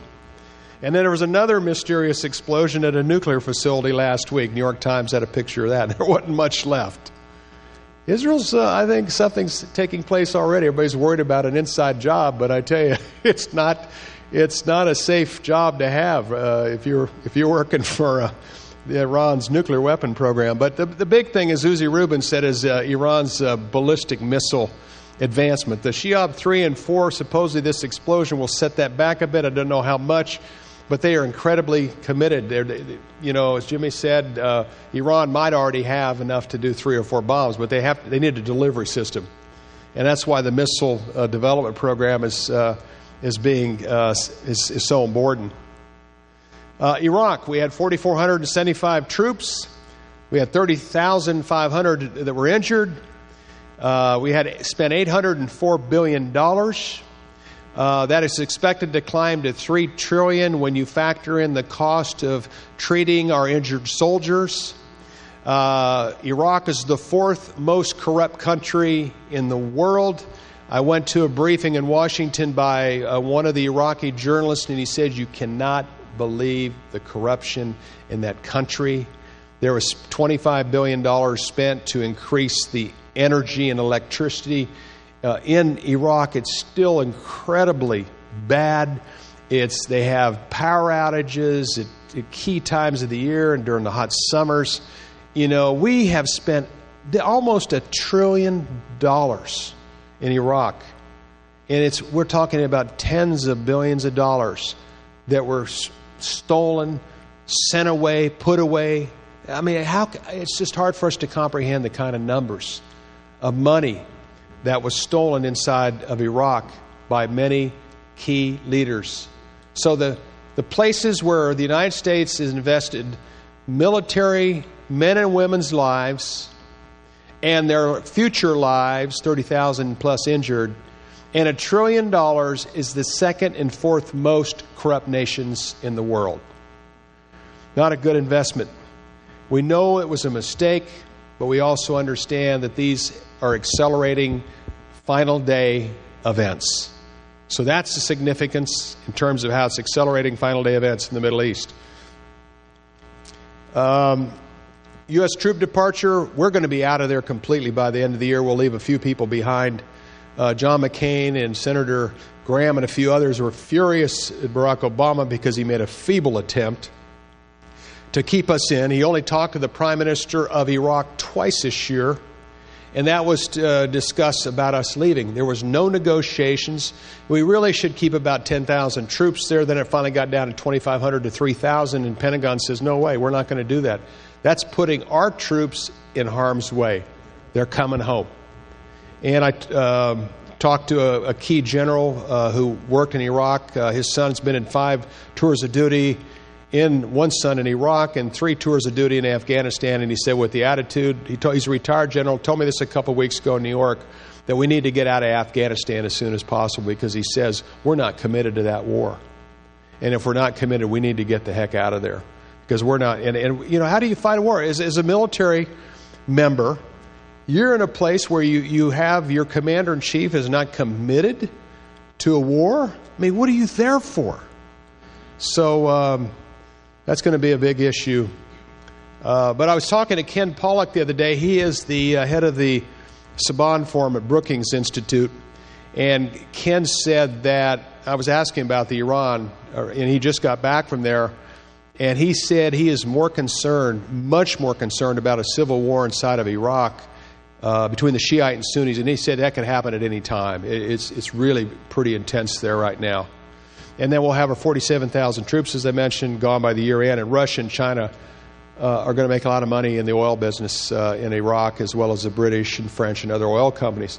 Iraq was clever in the extent that they're allowing these countries to come in and get 10 or 15% for doing the drilling. In a lot of other countries throughout the Middle East in the past, they allowed the oil companies to joint venture with the Saudis and others. But no, this is a straight 10, 15% contract. But Russia and China are going to be in there in a big way. Saudi Arabia, very concerned about the succession of King Abdullah. Some think tank guys said another 5 to 10 things will be okay. Some people are very concerned about someone that could come in and make a run on Saudi Arabia when King Abdullah dies. He's 88 or 89, not in very good health. He was able to buy off the Arab Spring with $100 billion. The youth unemployment is astronomical. Many people are graduating from college, no jobs, no homes, no future. They made a lot of money off the oil price jump, and as Jimmy said, Saudi Arabia is petrified. They are very concerned about a nuclear Iran. Israel first, Saudi Arabia second. And that's why they are, as Jimmy mentioned, that's why there's a unique cooperation right now between Israel and Saudi Arabia pertaining to flyover rights, and even supposedly there's some weaponry on the ground in one of the major airstrips in Saudi Arabia. Shiites near the oil. I mentioned that early. I'll zip through these quick. Sudan and Libya, southern part mostly Christian. That's split. That's going to be an ongoing battle. A lot of oil in the south, which will be a benefit to southern Sudan. The Islamics who are living in the northern part. Many people believe that they'll be part of the Ezekiel 38-39 attack against Israel. Gaddafi's gone. Rebels are moving into... There's going to be a real tribal war inside of Libya. There's a lot of war for control over Libya. The Muslim Brotherhood's positions himself extremely well there. Egypt. This is going to be a very significant problem. 84 million population. Half the people are literate. And I saw on CNN a couple days ago the fact that during the election, when they had about a 65% turnout, that the illiteracy is so bad. The illiteracy is so bad in Egypt that they had to create symbols next to the name of the political party, like Muslim Brotherhood. It could be a car, or the Salafis an orange. So all these political parties had actual symbols, so people knew what to pick. Pick the car, pick the orange, pick the grape. That's what happened. 40 to 42% Muslim Brotherhood. My Coptic Christian friend from Egypt, who's in a think tank, the Hudson Institute in Washington, said that he predicted that 2 months ago. The Muslim Brotherhood, about 40%. He said they'll be able to put a parliamentary faction together of about 70%, and his numbers are great. 42% of Muslim Brotherhood. The Salafis, 20 to 25%, maybe as high as 30%. So those groups are committed to a constitution based on Sharia law. And my friend Samuel also said that all the political candidates in Egypt are in favor of getting rid of the Israeli-Egyptian peace deal from Camp David. So there's great concern, obviously, about the border. Even in Israel right now, they're very concerned about another terror attack coming in from the Sinai. Tourism is collapsing. They're going through their foreign cash reserves quickly. The Coptic Christians, 8 to 10 million, are persecuted. They want to get out of the country, but they can't get their visas, or they can't get things handled quick enough to be able to get out. It's a very difficult time, and obviously a danger to Israel. And also there's been 6 or 7 explosions now of natural gas that goes into Israel and Jordan. But the big thing here is Samuel said the Muslim Brotherhood, they don't want to run the country right now, but they want to take advantage of the bad shape that it is in. This is Islamic modus operandi, and it's going to be very, very difficult. And they're going through their foreign reserves so quickly. People aren't comfortable about the future of Egypt. Erdogan from Turkey is not very popular amongst the Arab leaders in the Middle East, but he's going to play to the street just like Nasser did in '67. That's the way Arab leaders become powerful, is by playing to the street. And that's Erdogan's plan there in Turkey.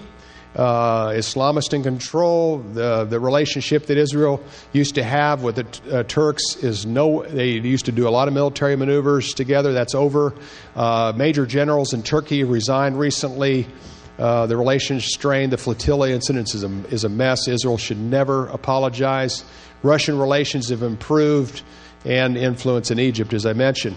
Lebanon, Hezbollah, 55,000 missiles and rockets pointed at Israel. Hariri assassination is pointing to 4 or 5 top people with Hezbollah and Syria. And they've been effectively been able to keep this final report from being presented. And that was something that Hezbollah did not want and threatened. But here, I'll finish with this because my time's running. Syria is the play right now. Everybody in the Middle East that's a player has a skin in this game. The U.S. wants Assad to be overthrown. Clinton again today, Hillary Clinton, it's almost like this is a personal thing for her to call on Assad's government to collapse and for him to step down. As Jimmy said, Assad threatened Tel Aviv. If NATO comes against Assad or the United States, the missiles are going to rain down in Tel Aviv. Russia said the same thing. If we don't want you overthrowing that government. And the fact that they're moving these 3 ships, one of them was supposed to land on Thanksgiving weekend, but we moved our USS George Bush from the Persian Gulf and put it off the Syrian coast. So now it's going to be March where we're going to have 3 ships that are going to be docked at Tartus, Syria. And this is very significant. The USS George Bush right now is doing joint military maneuvers with the 6th Fleet in the Mediterranean. They had been down with the 5th Fleet along with USS Themis. It's extremely important. So, Iran needs Syria. Iran has provided $5 billion to Syria. Iran sends rockets and missiles to Hezbollah through Syria. Russia, the fact that it would even consider moving major ships down there and to make the statements they have is very serious stuff. And also, Russia doesn't perceive Barack Obama as a very strong leader, so they're going to test him, and Putin's going to be back in power right around March. And he's going to be positioned where he could stay in office for 2 6-year terms. And according to Jane's Defense Weekly, Syria has the most advanced chemical weapons in the world. And we also know that what Isaiah 17 talks about, the future of Damascus. One other thing quickly, Jordan mentioned King Abdullah is very concerned about a Palestinian state. He wants the buffer. He's concerned about the Muslim Brotherhood. And I can finish with this one. Russia, Putin's relationship with Turkey, Iran is excellent. He has just given 27 ICBMs. I mean, these are some very serious weapons. I think they're ICBMs, but they're very significant anti-aircraft and anti-ship missiles. They've committed to delivering that. I mean, right in the middle of this. He said this was a deal that was cut in 2007, but Israel said, hey, we'll help you with the drones. And then all of a sudden, right in the thick of this, Russia says, we're going to go ahead and send these very important weapons. Russia has its eyes on Israel's natural gas. They have very significant tech agreements with Israel. I really question why Israel did a major joint venture in science and technology and agriculture. I don't know why they did that. And Netanyahu said this was a great achievement. I don't understand that. But it's very problematic. And also Russia's building 3 new seaports, Tartus, Syria, as I mentioned, one in Libya, another one in Yemen down toward the mouth of the Red Sea. And they continue to provide weapons to Arabs. And Putin said earlier this year that the U.S. is a parasite on global economy. That doesn't sound like an ally. So everything is aligning, and we're living in extremely exciting times, and the Word of God has the details. So we're blessed. Thank you.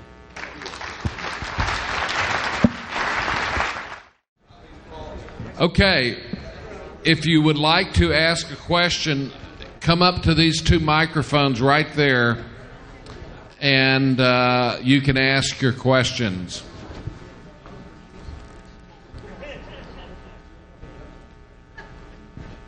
So right now, Bill's the only one here, so if anybody has a question for Bill, we can go ahead and get started. Otherwise, I might answer the question. I have a question. I can make it up. Go ahead. I missed about Jordan. That was, I think, the one country I didn't, for some reason I missed it.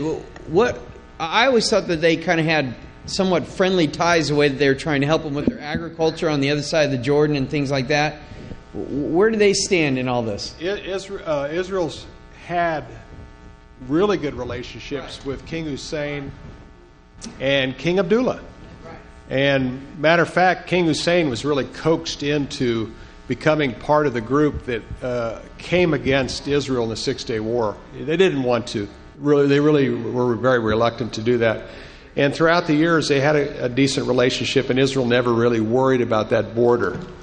But King Abdullah right now has about 1 million Iraqis that flooded his country after Desert Storm, especially after Iraqi freedom. So they have a huge Iraqi problem. About 65% of Jordan's Palestinians, or I like to say Arabs from Palestine.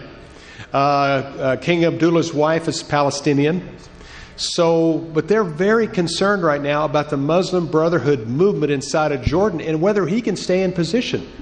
They've already had a government collapse, and they're going to have a new prime minister. So that's just another area that's extremely... They aren't so concerned about an attack from Jordan, but some countries could use Jordan as a launching pad or an area in which to attack Israel in a future war. So Muslim Brotherhood has a beachhead even in Jordan? Yes, sir.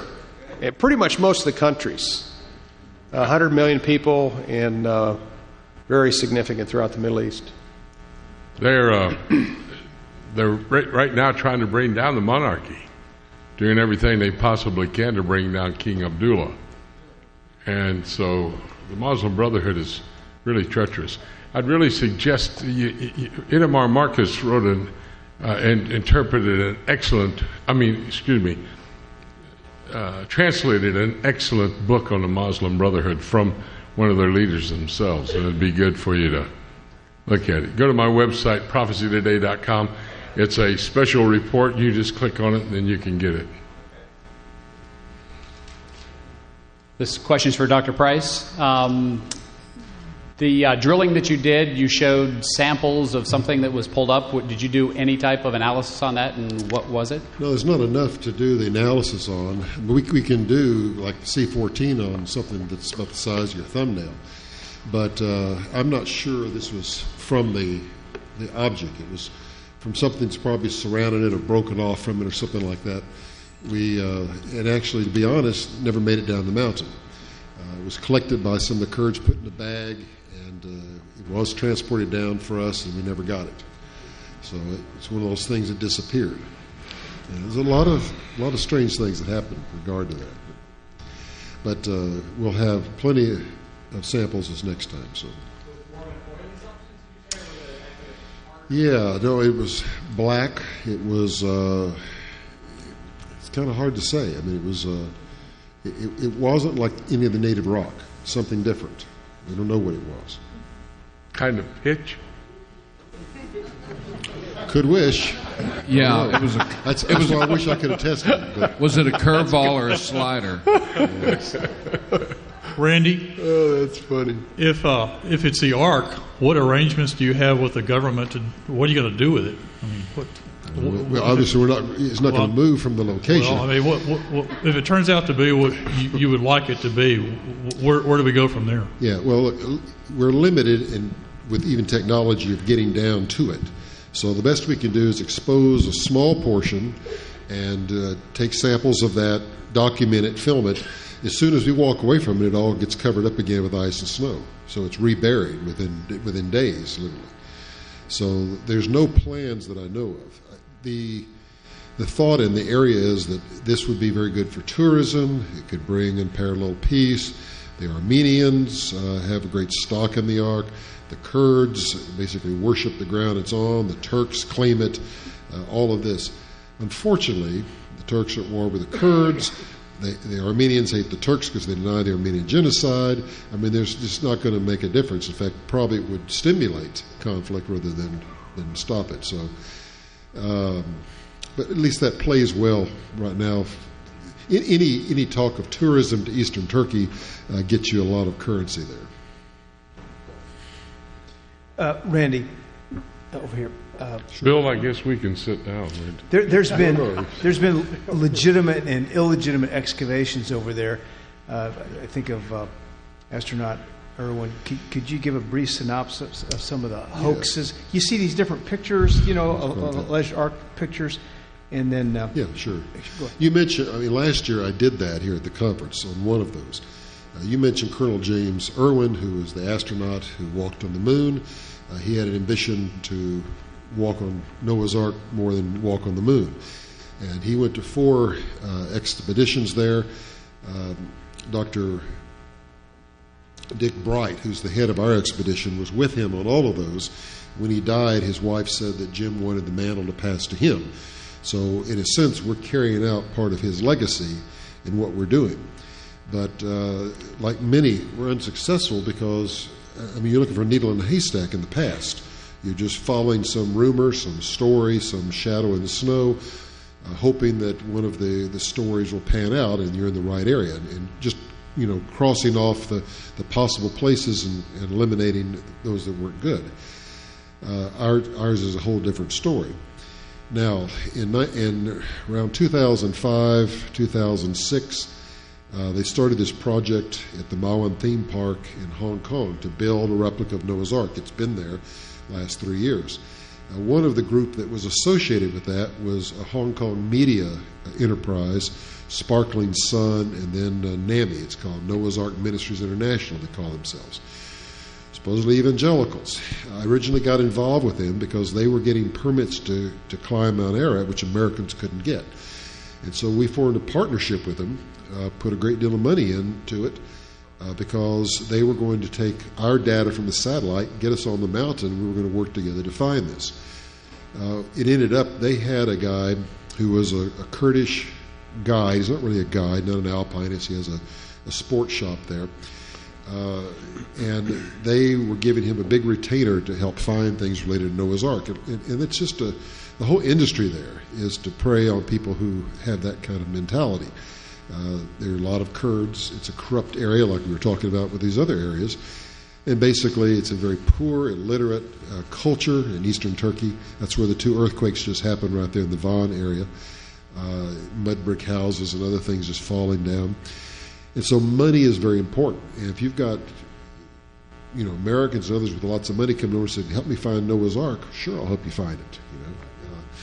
And nothing's ever produced. They just get completely robbed. And that's what was happening in this case, I thought, until I found out now that the Chinese themselves were complicit in this. They wanted to build a movie set up in the mountain, about the 12,000-foot area, carried wood up there on the horses, a little short distance over from the sport climb area to build this, put it in parts of the glacier.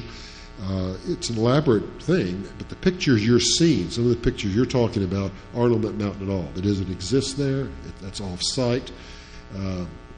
But we got one of our guys up last year there, took wood from it. The wood is modern wood, treated, burned. It doesn't look dark beneath the ice. Cut through it, it's just white pine.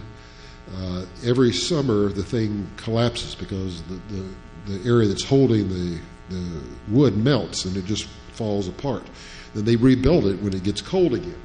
And that's when they go up and take people and do various kind of things to show them this or show them that. They're very careful what they show them. No one's walked in big galleries or big rooms, all these things you've heard.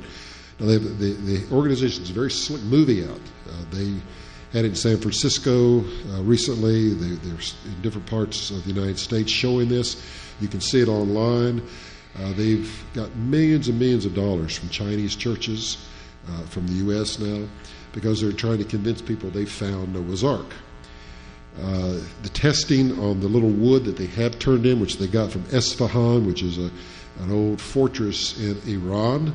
They brought this wood over, just small pieces, turned that in for testing. It tested about 2,000 years old, but that's not nearly old enough for the ark. And Andrew Snelling with Answers in Genesis got hold of the copies of the testing. He's done a very elaborate analysis of this and said, can't be Noah's Ark, possibly could be Noah's Ark. Anything from the ark, if it were actually tested by conventional means, would date to 50,000 years old. That's not 50,000 years old, it's 5,000 years old, but it's because of the rate calibration from before the flood. So that's why something that dates 2,000 years old can't possibly be it. We know about the fraud. We have people who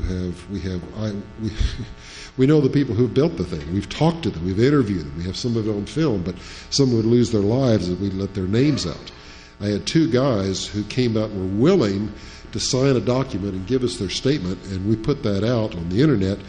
And this guy Parachute, who's the Kurdish guide, he came and he threatened them. Basically said, "You'll never work again." Other things. They went on Skype and said I was a liar and put all kind of things out.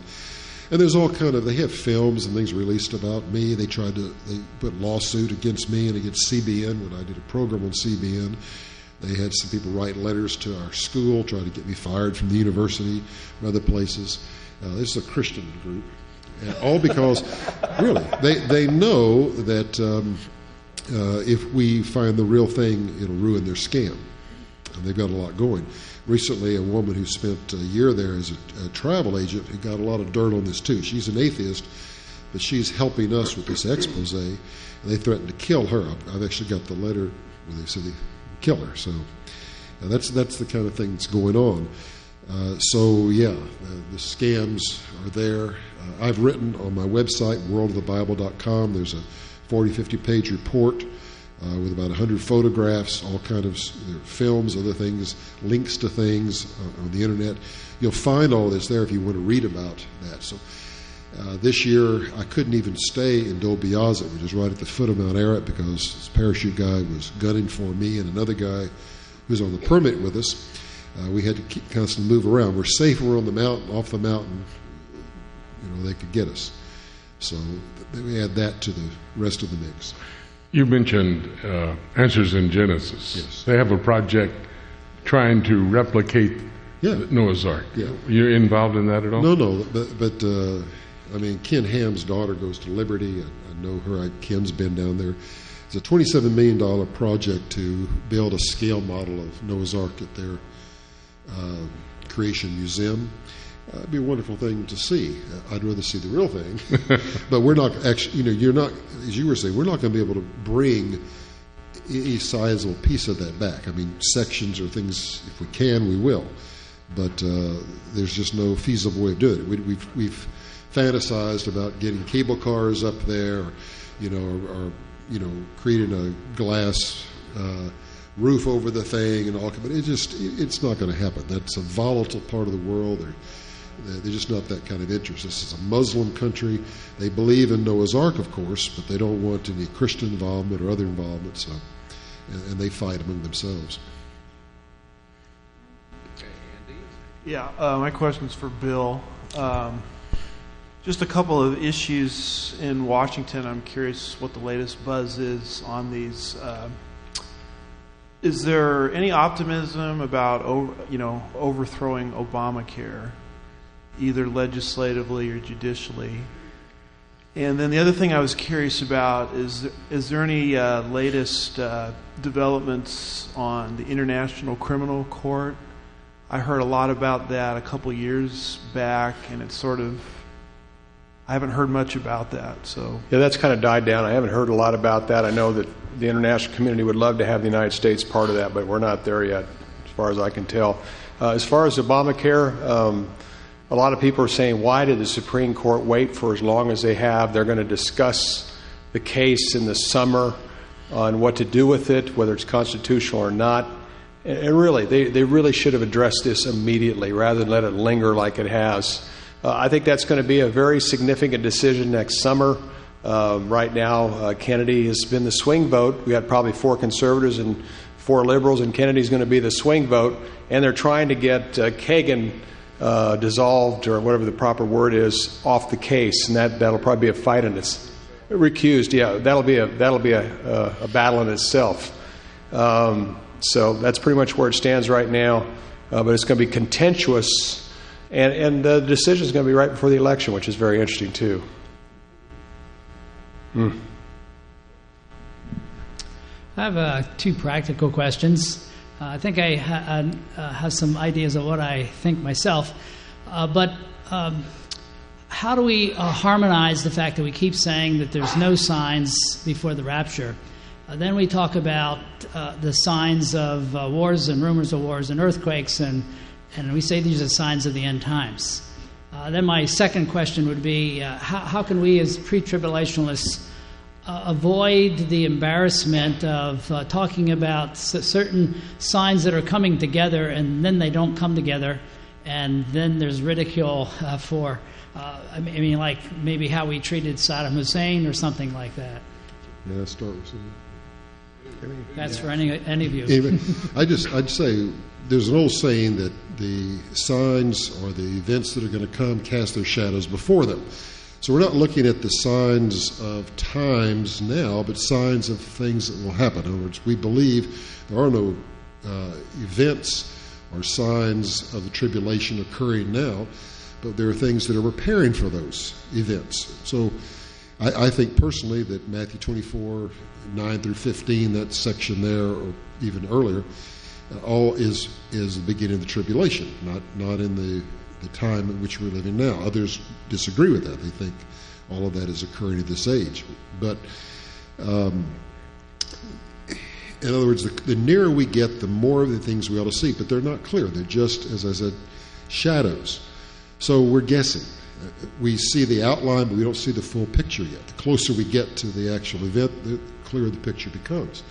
So like Gog and Magog, for instance, we see all these allies aligning. We see them in the right geographical place. We see them aligning with each other as the text says. We see, Israel the target. All these things seem right, but we can't be quite sure of the time. And I think we seem to know more about it now than I think people have known in the past, just from the study of the text.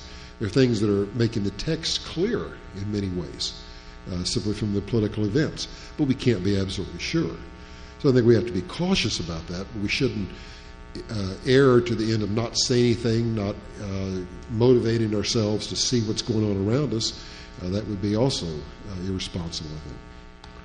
I think we probably have to be pretty circumspect when we're talking about these events that are unfolding. I keep going back to what Dr. Walford said, and he was in no way a sensationalist. He was a great scholar, and he would tell me time after time, and I've appropriated the phrase from him, we're seeing the stage being set for these prophecies to be fulfilled. Doesn't mean that it has to happen. But again, when you look at all of these indicators, and the signs are not for us. 1 Corinthians 1:22 said the signs are for the Jews. And when Jesus Christ gave Matthew 24, Mark 13, Luke 21, he was talking to Jewish people and focusing on the period of the tribulation after the rapture of the church. In fact, the rapture of the church at that time had never even been mentioned. None of these passages are dealing with the rapture of the church. They're dealing with the tribulation period after the rapture takes place. And so as I love the phrase that Randy used also, we see the shadow of the trees that are standing there. And in fact, in Matthew 24, verse 32, Jesus said, now learn a parable of a fig tree. And that's not talking about Israel. He's simply using his surroundings there on the Mount of Olives to discuss the issue and give credence to what he said. Learn a parable of a fig tree. When you see the leaves starting to have, the limbs starting to have leaves on them, you can know summer is nigh. Likewise, when you see all these things happen, you'll know that it's at the door of the second coming of Christ. The generation that sees these things, that's not us. Technically, that's the people in the tribulation period that he's talking to who will see those things happening. Howbeit, we're standing outside of that 7-year period of time, and we can see the things coming into focus. Another thought is, everything that we see, everything that Bill, myself, or Randy talked about, Randy not so much so because he was focused on Noah's Ark, but when Bill and I were talking, everything that we've talked about, all the information that we've given you, that's never been like it ever in history. We're living in a day like never before in history, and all of these things, every prophetic passage is seemingly coming right to fulfillment. And so we're seeing it happen, and I think that gives us credence to be careful not to say this is absolute, but it certainly does seem like this is about to happen. And I think we need to continue to encourage ourselves to study the passage, study the text first. Use that as a spotlight or a telescope or a microscope on what we're looking at from a current event perspective. I think we get dangerously close to heresy when we start saying, well, this happened and I know it's absolutely what God's doing. Nobody in the world knows exactly what God's doing. Only God knows what He's doing. And He has a plan. Now, I don't see how in the world, I do not see how in the world we're going to live another 100 years, another 50 years, another 25 years. I'll be amazed if we live till tomorrow on this earth. So I think we're at that point. And Dr. Walford, before he died, he said to me, I believe I'm going to see the rapture. Wow. He was, 96? 94 when he went to, he told me in a meeting, we were together speaking, he said, Jimmy, I believe I'm going to see the rapture before I die. But he will. The dead in Christ will rise first. Glory to God. No, I said before he died. I know.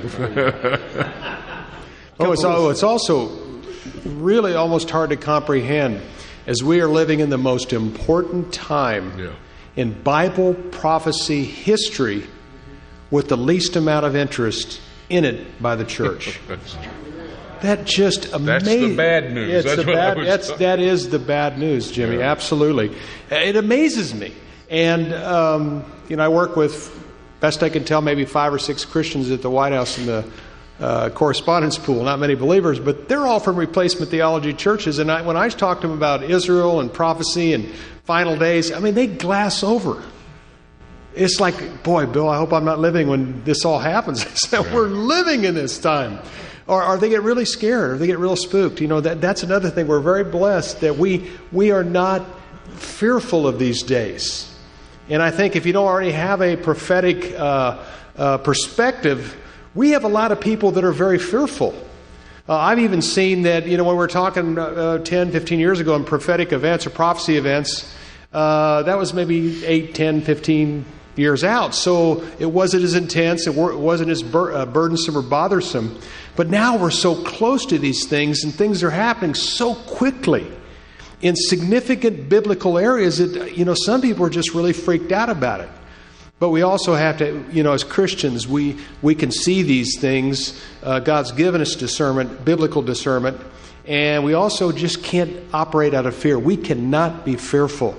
God will be there. He will protect us however we need to be. He's going to be there for us. And if we see more and more of these things happen in our country, we're going to have to be the people with the joy of Jesus in our heart. We're going to have to be the ones that are all about Jesus. And we're going to have to lead people to the truth. We had 7 out of 10 Americans that were depressed after 9/11. And if we had another event or two right after 9/11, we were up against the ropes. That would have finished off a lot of people. But God in His mercy didn't allow that to happen. But there will be a day, and very likely, I think after the Lord's taken us via the rapture, that we're going to see serious events like that. And the Bible talks about when men's hearts will fail them for what they're seeing. So, we just got to continue to pray for opportunities. It's never been more challenging to share the gospel in some places, especially when it comes to the inerrant Word of God. We even have the Pope saying that the Bible's not the inerrant Word of God. We have Protestant leaders saying the same thing. We're such a small part of the church. We've got Dallas grads making that same statement. And that's unbelievable, but true. A couple questions for Jimmy. I was in Israel last year, and I was going up on the inside of the Eastern Gate and climbing up, and I heard these guys yelling at me. There were some Muslims back there, and the higher I got, the louder they yelled. I didn't know they were yelling at me. But anyway, I got almost on top, and another guy comes out over the top, and he said, back, back. He just really screaming. and I had taken all these pictures, so I go down, and they're coming towards me, and I thought, man, they're going to take my camera for whatever reason. So I scurried away, and then they backed off. First question is, why are they so paranoid about that? I was just taking close-up pictures of the Eastern Gate on the inside. The second question I have for you is, then I was walking over on Solomon Stables area towards the wall, and I noticed as I was walking over there that does not feel stable at all. Walking over on, what's the information there? I mean, well, underneath that area where you were walking to the southeast, correct? You're to the right to the left as you look at Al-Aqsa Mosque there. Underneath there's a 10,000-seat mosque. That's the reason that the Muslims went in there with backhoes and took all of that. They took 1,000 truckloads, 1,000 dump truckloads of materials. Randy, in his latest book, talks about Gabby Barkai, who has started a special sifting project because they took all of that archaeological remain, artifacts, and everything else, threw it in the city dump, and Gabby reclaimed it. Our son takes teenagers to Israel every year, and last year they went and worked in the project alongside Gabby, and we've done a lot of television, both John Akerberg and Day of Discovery with Gabby Barkai, a very interesting man, but has a wonderful mission, and he has people coming from all over Israel going in there and sifting through the archaeological remains. Now, Randy can tell us as an archaeologist, you don't use a backhoe to do your excavation. You use a spoon. And so I don't know how it's going to qualify. You could maybe speak to that. But that's what's down there. And interestingly also, that southern retaining wall has been weakening. Maybe you saw the scaffolding there, but also the eastern retaining wall, both at where the patches on them. Yeah, southern and the eastern retaining wall come together. Which the Israelis wanted to go in and repair. They wouldn't allow them to do it. The Jordanians were supposed to come over and do it. That could very well give way, and I'm praying that that's going to happen because that would bring the Dome of the Rock down as everything's shuffled down into the Kidron Valley. Why were they mad about Well, I'll tell you. Okay, go ahead. There's a paranoia over this because it is now Islamic dogma that no temple ever existed there. It has absolutely nothing to do with Israel. There's not a single stone in Israel that indicates, or in Jerusalem, that indicates a Jewish history.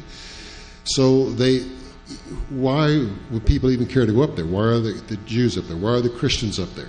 It can't be for archaeological reasons. It can't be for historical reasons. There must be some other reason.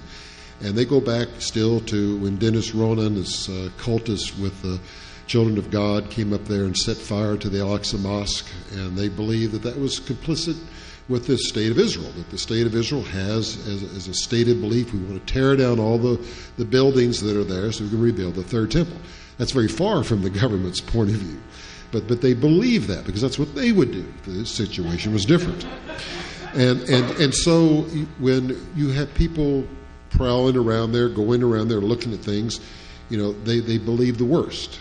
They believe that who knows what you're doing. And so it's just, if you do it and you get your name written down, you're never going to get back in there. They're very strict about that. It's the same reason you can't. It's only for Islam. It has nothing to do with Jews or Christians. So if you carry a Bible on there, you're not allowed to do that anymore. You can't bring a notebook or anything that has a picture of the temple on it. You can't pray on the site. You even try. You have people watching your lips to make sure you're not saying a prayer, and they'll escort you off the site. Very strict about the control, and that's all.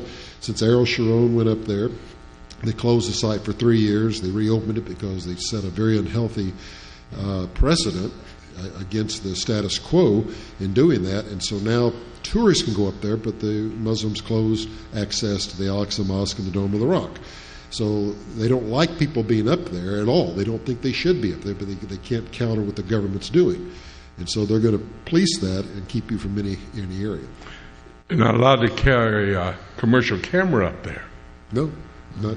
Howbeit, my video out there shows me teaching from right there beside the Dome of the Rock. So that was a God thing. I have to know that for sure. The other thought, just to add what, and Randy was right on target with the Islamic Trust that's responsible for the custodial responsibilities up there. But they're a bunch of radical young people. I don't know what age they were, but some of them endeavor to try to develop some kind of a power against anybody that's not one of them. And that could have been that radical element as well, but most likely it was what Randy said. Okay, this is for Bill and Jimmy. I know that Iran is probably the biggest threat to Israel, but what I'm expecting next is Psalm 83. And you remember 2 years ago they were firing the rockets from Gaza over into Israel, and Israel was, chasing them back and so forth. Well, I can see on the news racks of these little rockets in southern Lebanon on the regular nightly news, and nobody talks about them. And we know that in Damascus there's over 50,000 of these little rockets. Doesn't anybody talk about this? Well, the Prime Minister does. Prime Minister Netanyahu makes it very plain. When I was in one of the news conferences with him, he said that what the numbers were and what was actually going on.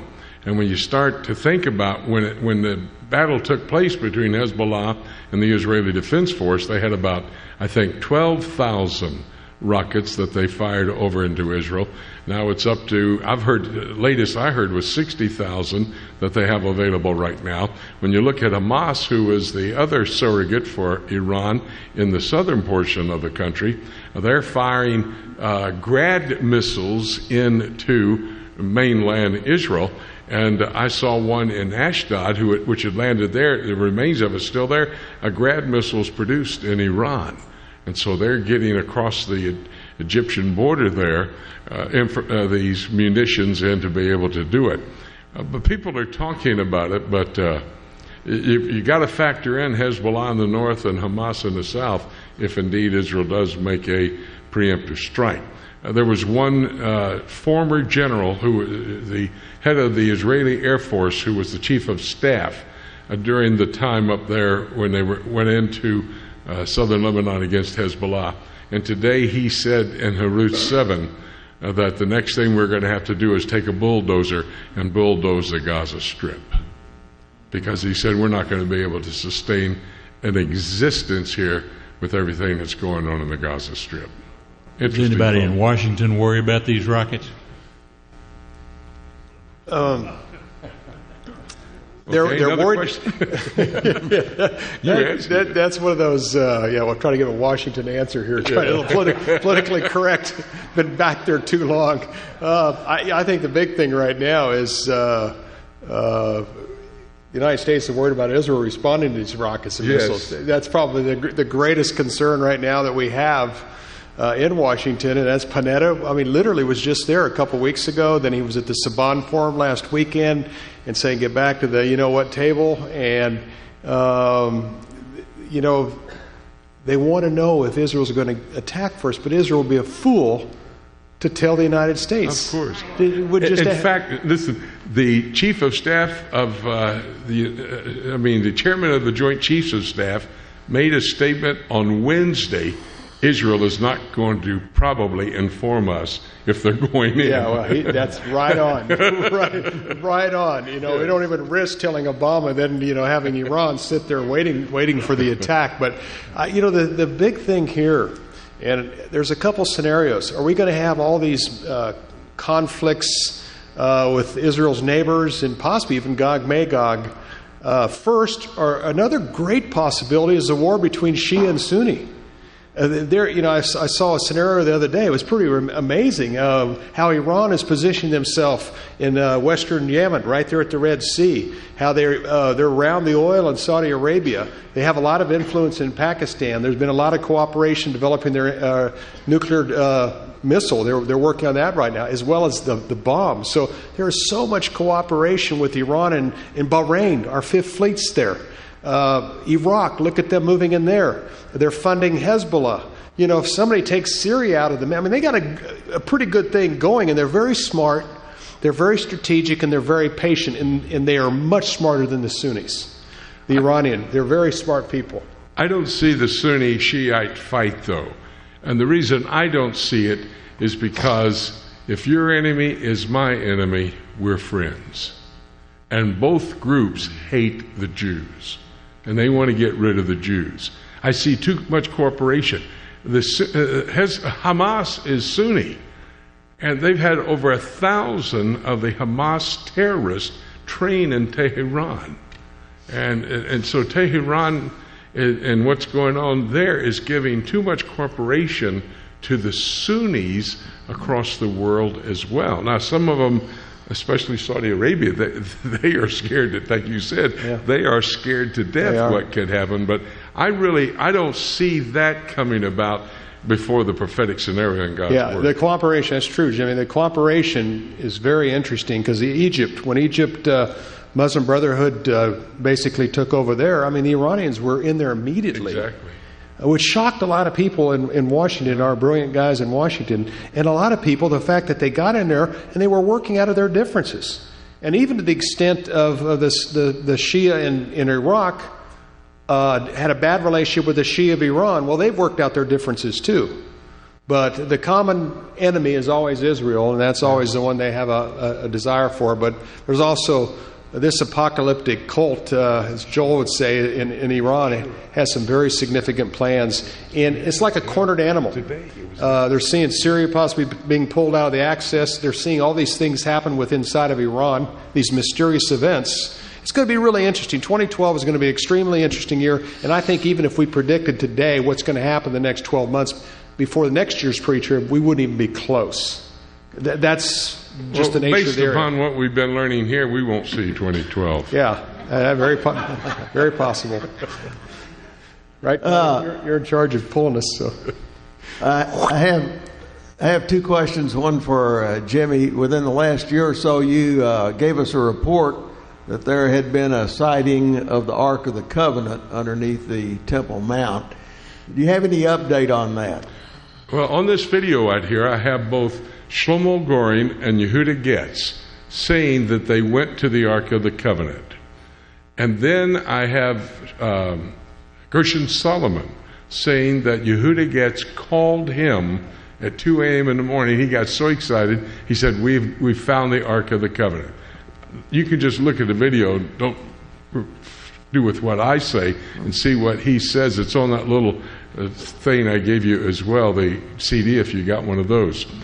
And he didn't even put his shoes on. He drove right over there, and they went right to the spot, opened the gate, and right there in that area. Now, he didn't say he saw the Ark of the Covenant, but they went to it.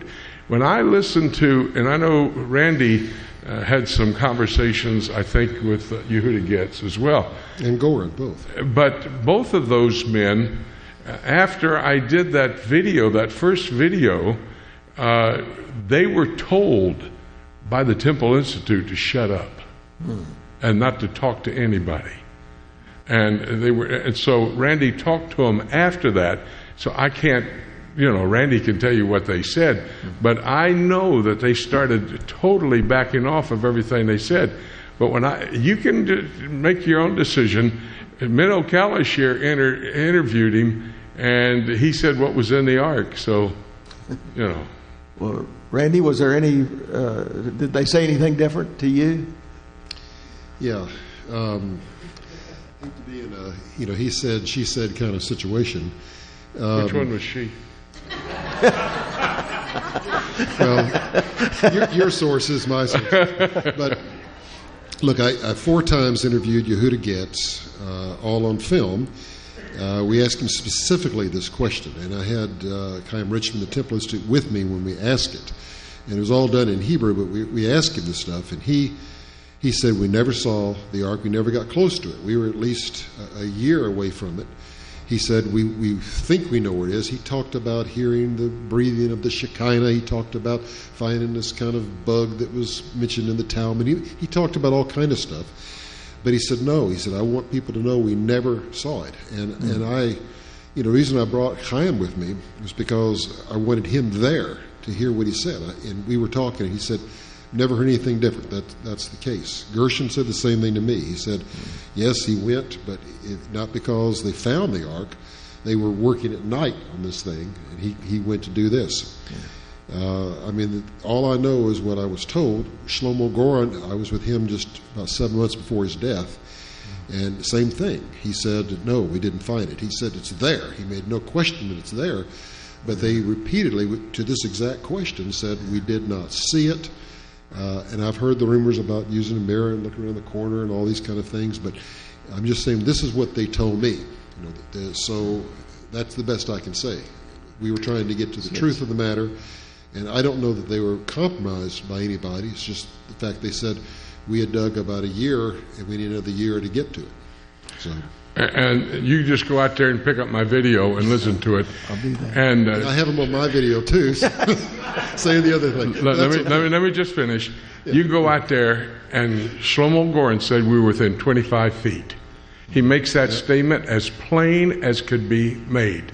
You can listen to Gershon Solomon. Now somebody's lying to somebody, because Gershon Solomon said we went and the gate was open and we could have, all we had to do is clean up some trash and would have been there. Not a year away. That phrase was never used. But Chaim Richmond has really turned against the evangelicals. And he's got his own thing going. He does temple talk. And he doesn't want anything to do with evangelicals at all, Christians at all. And I think that that's a part of the whole debate that's going on. Forget both of them. 2 Chronicles 35:3 says the ark is there. Yeah, we don't have any question that we think it's there. Yeah. I'm just not sure what they saw. But isn't this based on their belief, their rabbinic belief, that the Ark of the Covenant was hid away before? It's based on 2 Chronicles 35:3, which is Bible. I understand, but belief. I listened to a 2-hour show that Chaim Richmond did. I have it on my iPod years ago, and he didn't mention the Bible at all.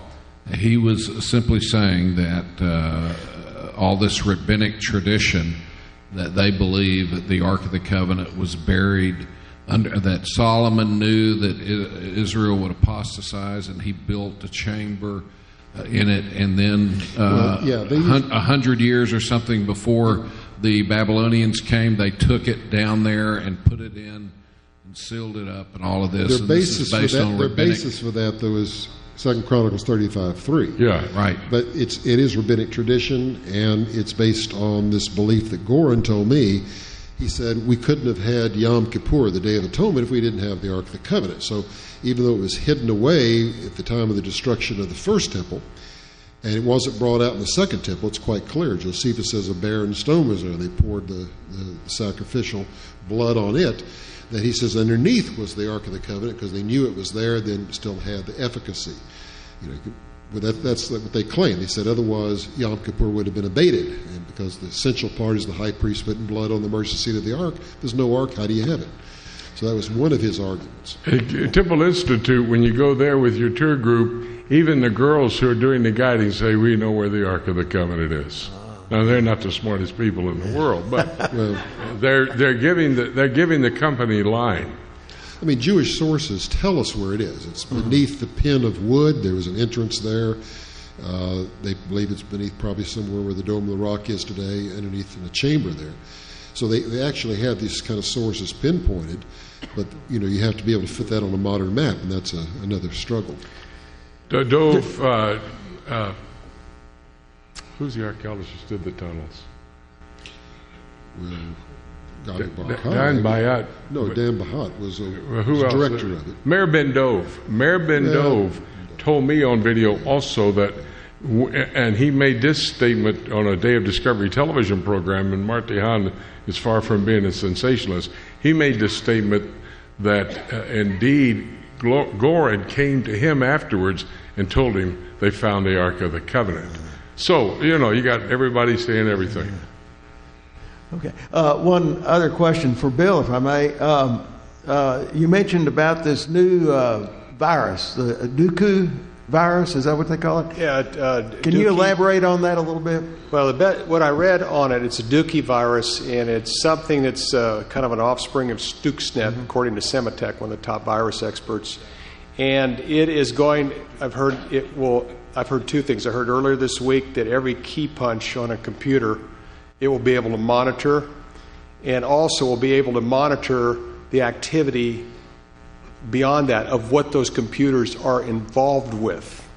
And by understanding what those computers are involved with, having to do with their nuclear program, then they can put language in there to counter that somehow or another. This is godly brilliance. Israelis in the United States, they worked on Stuxnet. The New York Times eventually came out with it in one of our facilities up in Idaho. They developed this incredible thing called Stuxnet, and it's been remarkable. And now they're developing things that play off Stuxnet, and it creates a lot of havoc within the computer systems of Iran. Without firing a shot, they've just done all this disruption. A 13-year-old boy did it. He was a hacker. I can believe that. Probably. Thank you very much. Probably. If you have a problem, find a teenager. They'll fix it in a second. Why waste hours? Hey, Tom, are y'all double teaming us here? Isn't that your wife getting ready to ask a question? Y'all are double teaming us here, man. Well, I had a question. No one else has asked the question. It's directed more to Bill. I'd like to know, since he's up there in Washington, what the climate is for the GOP candidates running for president. You know, they're attacking everybody. It's ugly. It's going to get really bad. It's already bad. It's going to get worse. The Democrats and the liberal media, which is 4 of our 5 major networks, are going to do everything they can to help Obama get reelected. They are vetting every single Republican candidate. As soon as they take a lead, watch out, here it comes. If they had vetted Obama like this when he was running for office, he would have never got the Democratic nomination. He would have never been elected president, and he wouldn't have the chance of being a second-term president. It is amazing. But this perspective, the Republican takeover of the House during the last election in 2010 was a conservative takeover, where in 1994 it was a moderate takeover. It's very significant. And I think the Republican conservatives are going to gain many more seats in the 2012 election. A high probability they'll get control of the Senate because 23 out of the 33 that are up for re-election are Democrats, and a fair amount of them are not even going to run again. So if the Republicans have a very significant majority in the House and the Senate, they need the White House in order to overturn Obamacare. I mean, that's something that's going to be extreme. That'll be about the only chance you get it when you have all 3 branches of our government that are Republican. So I was thinking this week, just think of what the young people in America are watching in Washington, D.C. What a sideshow. I remember when I was growing up, I respected our senators and congressmen, and they used to be able to work together.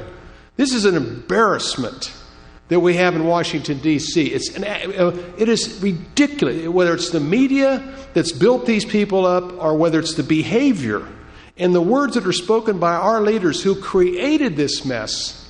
There isn't a single problem America is not facing today that did not start in Capitol Hill or with the help of the White House. And we're paying the price, but we can't get rid of them. And part of the problem is the Republicans have a lot of faults too. We had a huge 50% run-up in the size of our government during George W. Bush's 8 years in office. We blew it. And it's fiscally irresponsible. And the problem right now is there's so many people in the gravy train, anybody that's pulled off, it has a ripple effect through a very weak economy.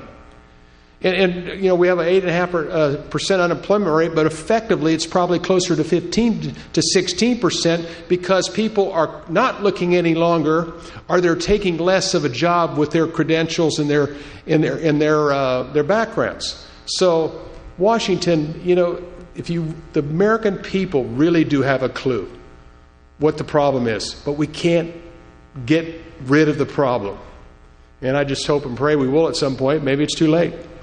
One of the interesting things to me is within 24 hours, any Republican candidate, if something comes out on him that's dirt, they know every detail about it. Oh, yeah. But yet in 7 years, they haven't found out where the president was born, where he went to school, how he has operated, what papers he wrote. I don't know what's wrong. I mean, there's something there. Let me ask you a question. Right. Is the inside the Beltway political operation against Newt? Does he have a chance against them? And my follow-up question is, who do you think is in the lead now? Who do you think may have it? Well, that's a good question on Newt. Pelosi's already said yesterday that she was in closed-door meetings and she's going to release a lot of this stuff, and supposedly it's public information, so it can be released. And then Gingrich says, "Oh, this is an early Christmas present." Yeah. So I'm sure he has a lot on Pelosi, but see, that's part of the problem. They have it on each other. This is so ridiculous. But Gingrich. I agree with a lot of what he says, but he has a history of being on both sides of debates and questions. So all these sound bites, all these things he said over the last 20-plus years, we're going to hear them. They're going to come out. And you're right. They have files on every candidate. Ron Paul's starting to move up. I mean, he could move up again. Then they'll be attacking Ron Paul for things he said. But that's what I don't like right now. It's like McCain said today. Too many debates. The politicians need to be out with the people. They need to be, having rapport with the people. This debate every week is just ridiculous, and it's not helping anybody. And at the same time, I mean, if a Republican says one wrong thing, it's sound bites for 3 to 5 days. A Democrat, no problem, they get away with it, and that's really our biggest problem. Our media is electing the candidates. They build them up, or they tear them down, and it's a sad day for our America that's the way it is. Are you talking about those correspondents at the White House? Yeah. Oh, absolutely. One thing I found from being at the White House for 11 years, the nicer someone is, the more conservative. The meaner they are, the more liberal they are. I told this new Jewish correspondent with Newsweek that, and he was a young guy, and he's just like, really? I said, you watch. You're new here. The nicer, the more conservative. The meaner, the more liberal. And that's really the way it is. That's the best test. No one's talked a whole lot about the Psalm 83 question. To me, that's a really, really interesting theory that I think we ought to consider more as a real possibility. I know Arnold Fruchtenbaum's already mentioned it before in the past, and of course Bill Salas's book Israelistine has brought this theory forward, and I'd like to hear what you guys say about that. Repeat what you said at the beginning. I said Psalm 83. Psalm 83. Psalm 83. Okay. Yeah, as prophecy. You go ahead. Oh, go ahead. Well, I take a pretty tough stand. I believe Psalm 83, Daniel 11, and Ezekiel 38 are the same conflict. And they just simply add over in, for example, Psalm 83, I think it's verse 6, it says the Ishmaelites. And the Ishmaelites have to be Saudi Arabia today because that's the only nation they established. Genesis chapter 17 and verse 20, Genesis chapter 25, verse 18. So they're a part of what's going to be the mixed for the alignment of the nations. It also mentions Tyre, which is modern-day Lebanon. They're a major player. And then when you look at the other list of nations, it looks very much like other nations that have already been mentioned when you go back and start to exegete it there. In addition to that, you look at verse 4. It says the council comes together in Psalm 83, and they come out and say, we must wipe Israel off the face of the earth that her name be forgotten forever. Well, that's a direct quote from what Ahmadinejad said back July the 9th in 2006 before Hezbollah attacked Israel. So I think they all go together. Daniel 11, you come down to verse 43, then it starts mentioning Libya, Ethiopia, and then from the north and from the south. Now, from the north is not Syria because they've been wiped out in that passage, and from the south is not Egypt because they've been wiped out. And so we're talking about the other players in Ezekiel chapter 38. Yeah, I did a 4-article series on the Psalm 83 thing, and I don't buy it at all, Bill Salas's view. First of all, there's not one prophecy in the entire psalm. It's a corporate lament psalm in which he is crying out to God for 3,000 years ago, in the time of David, about the enemies that surrounded Israel. Now, there are similar psalms. Why isn't Psalm 2 a separate battle? In other words, why do we think Psalm 83 is somehow a separate autonomous battle? When you read his book, he doesn't give any biblical reasons. He basically suggests that it solves some problem, and then he goes on and paints a scenario as if this is a prophecy, and it's not even a prophecy. It's a request. And I would then argue in the progress of Revelation, you have, I call them the synoptic prophets. In other words, Isaiah, Jeremiah, Ezekiel, and Daniel's kind of like John. It's different than the other prophets. All three of those synoptic prophets have sections where they talk about the judgment of the nations. So early on, you have Israel crying out in the Psalms for God to protect them.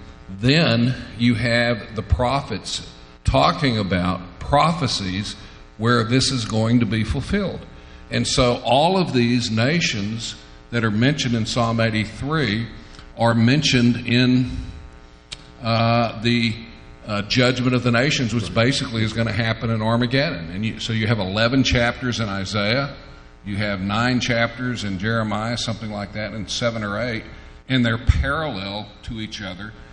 And they mention these nations, and they're going to be judged at Armageddon when all the nations of the world are going to be judged. And so I don't see Psalm 83 as some possible war. Otherwise, why not make Psalm 2 a separate war by itself? You see, Psalm 2 is a similar prophetic thing. Why not Psalm 79?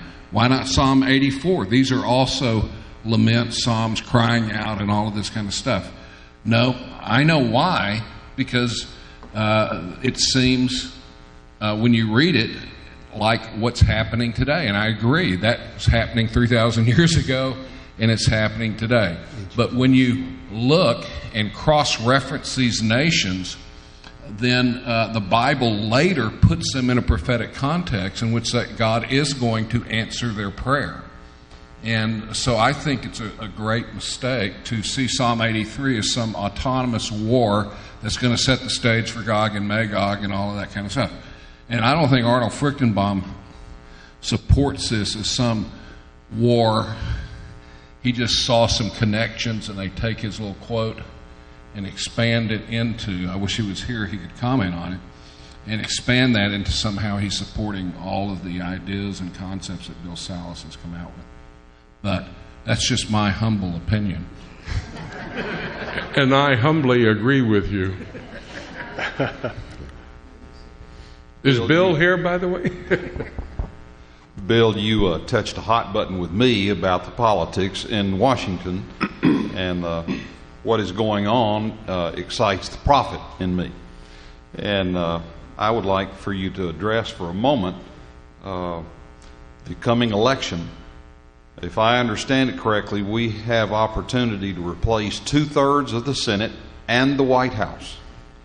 There are supposedly 140 million professing Christians in the United States, and we could get the message out that those 140 million people could take their God into the voting booth. Maybe we could turn this around. I'd like for you to address that for a moment. And number 2, it's a change of pace just for a tad, but I'm sitting here during the conference this week, and I read my first Bible prophecy book at 21. I was 21 years old, and it captivated. It got a hold of me, and it's never let go. But when I look around me, I don't see any more 21-year-olds. The young people are checked out on this message. Where are they, and what can we do to go get them? Okay. Let me just say, this is the last question, and so all of y'all, if you have closing comments, Bill, you can answer that question, and then any closing comments by the rest of the guys, and we'll wrap it up. Gary, I think the Obama received half the Protestant vote, half the Catholic vote, 90% of black American vote, and that's a lot of believers in that group. Absolutely. Tons of believers. And 25% of the evangelicals. Yeah. And I think it's anywhere from 15 to 20 million Christians just didn't even bother to go to the polls.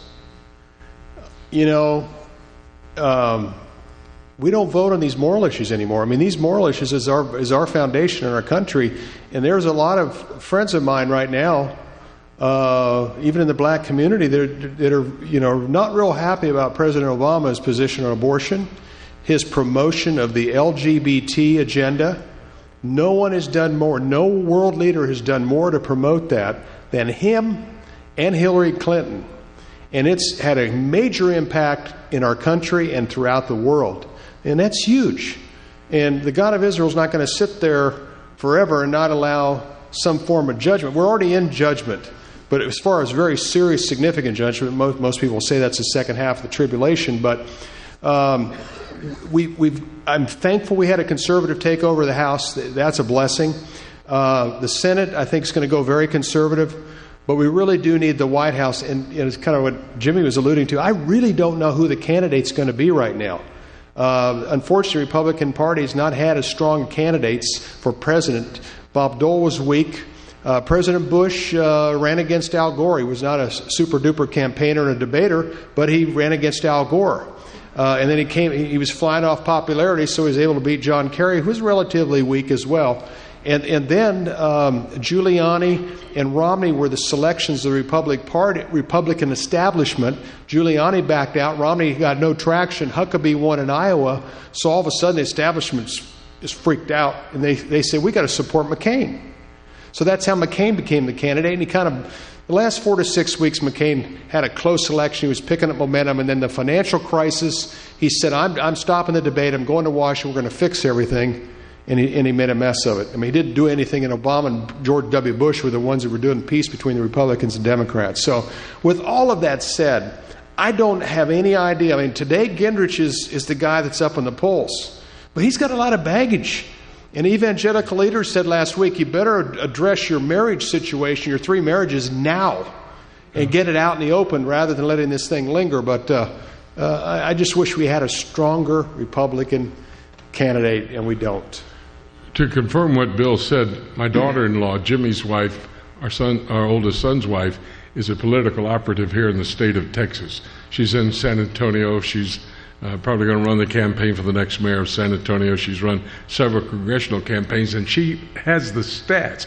He said 25% of Obama's vote, and what put him over McCain was the born-again evangelical Christians.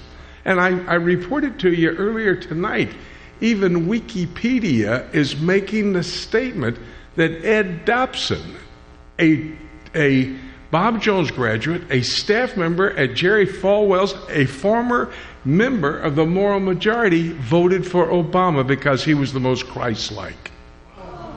And that's his statement.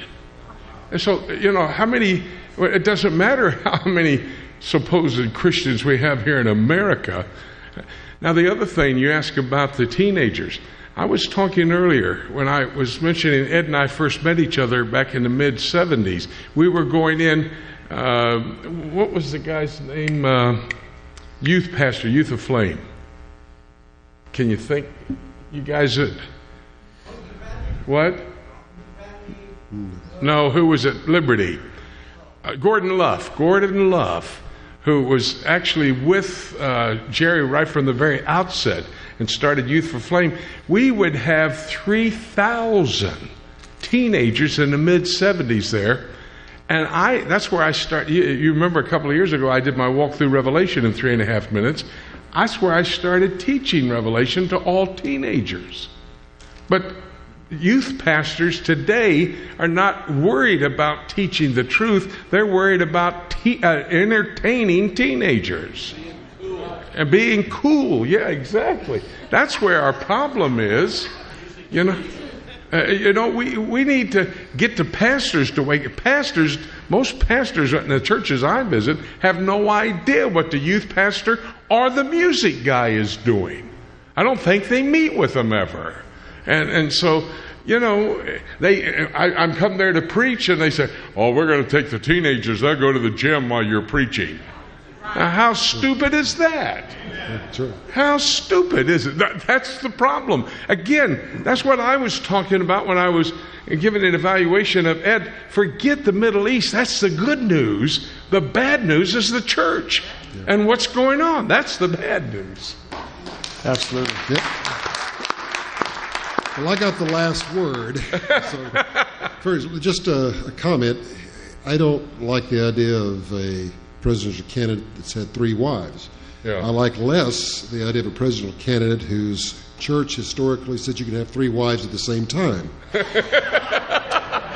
And I can't. That's good. I can't imagine having a man as president and 50,000 to 100,000 Mormon missionaries going door to door and say, "Can I talk to you about the faith of your president?" Yeah. Okay, that's just not, in my mind, going to happen. But, all right, now, about the church. Listen, Gary, when you and I were about the same age, and we were in church, we heard people preaching about the second coming of Christ. Yeah. I was 16 years old in 1967. I was watching the 6-Day War unfold on TV, and I was taken to an old Baptist church where a guy was going through the book of Revelation verse by verse, and he was connecting the dots. And I came to faith. I said, you know, if this is really happening, you know, I don't want to be left. Quick. You bet. All right.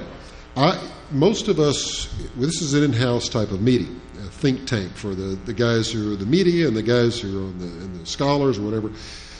And we go into the churches. We don't go into many churches. Less and less. Yes, right. I mean, the Calvary chapels are having some of us in. Now and then a few Bible churches, some Baptist churches are catching on. Assembly of God, some others, you know. But really, less and less. And the fact is, you people who are in the churches need to rise up and demand of your pastors that you have the whole counsel of God, and part of the whole counsel of God is the prophetic scriptures. You can't avoid that. These are the times they need explanation. We want to have a biblical worldview. It's got to encompass the times in which we live. And so if you don't get the people to, you know, I get calls now and then because people have done that. One church, I won't mention it, but it's a Baptist church, and there was a guy who was a real irritant. He wore his pastor to death. They hadn't had prophecy in that church probably in 30 years. But he wore this guy out, and finally he brought me in, you know, and it kind of set a fire. And they're talking about doing it again, but because we got numbers. We got more people in the church than they'd had in a long time. Because there are people who are interested. They did enough advertising. But if you do it, then a pastor gets over the fear of all the nuts coming out of the woodwork and everybody challenging him about something he doesn't know anything about and all of that. But give him the positive side. Tell him how it affects lives. Make him see the practical side of prophecy. You know, but it has to come from that. We've got to get it back in the churches, and then we have young people who catch the flame, and they want to go get trained in this, and they want to come, and they're the next generation that carry it on. We've got to have it done. So you're the answer. Yeah, amen. We're going to say goodnight, but on my table, if you got that free CD if you want it, and then the other videos.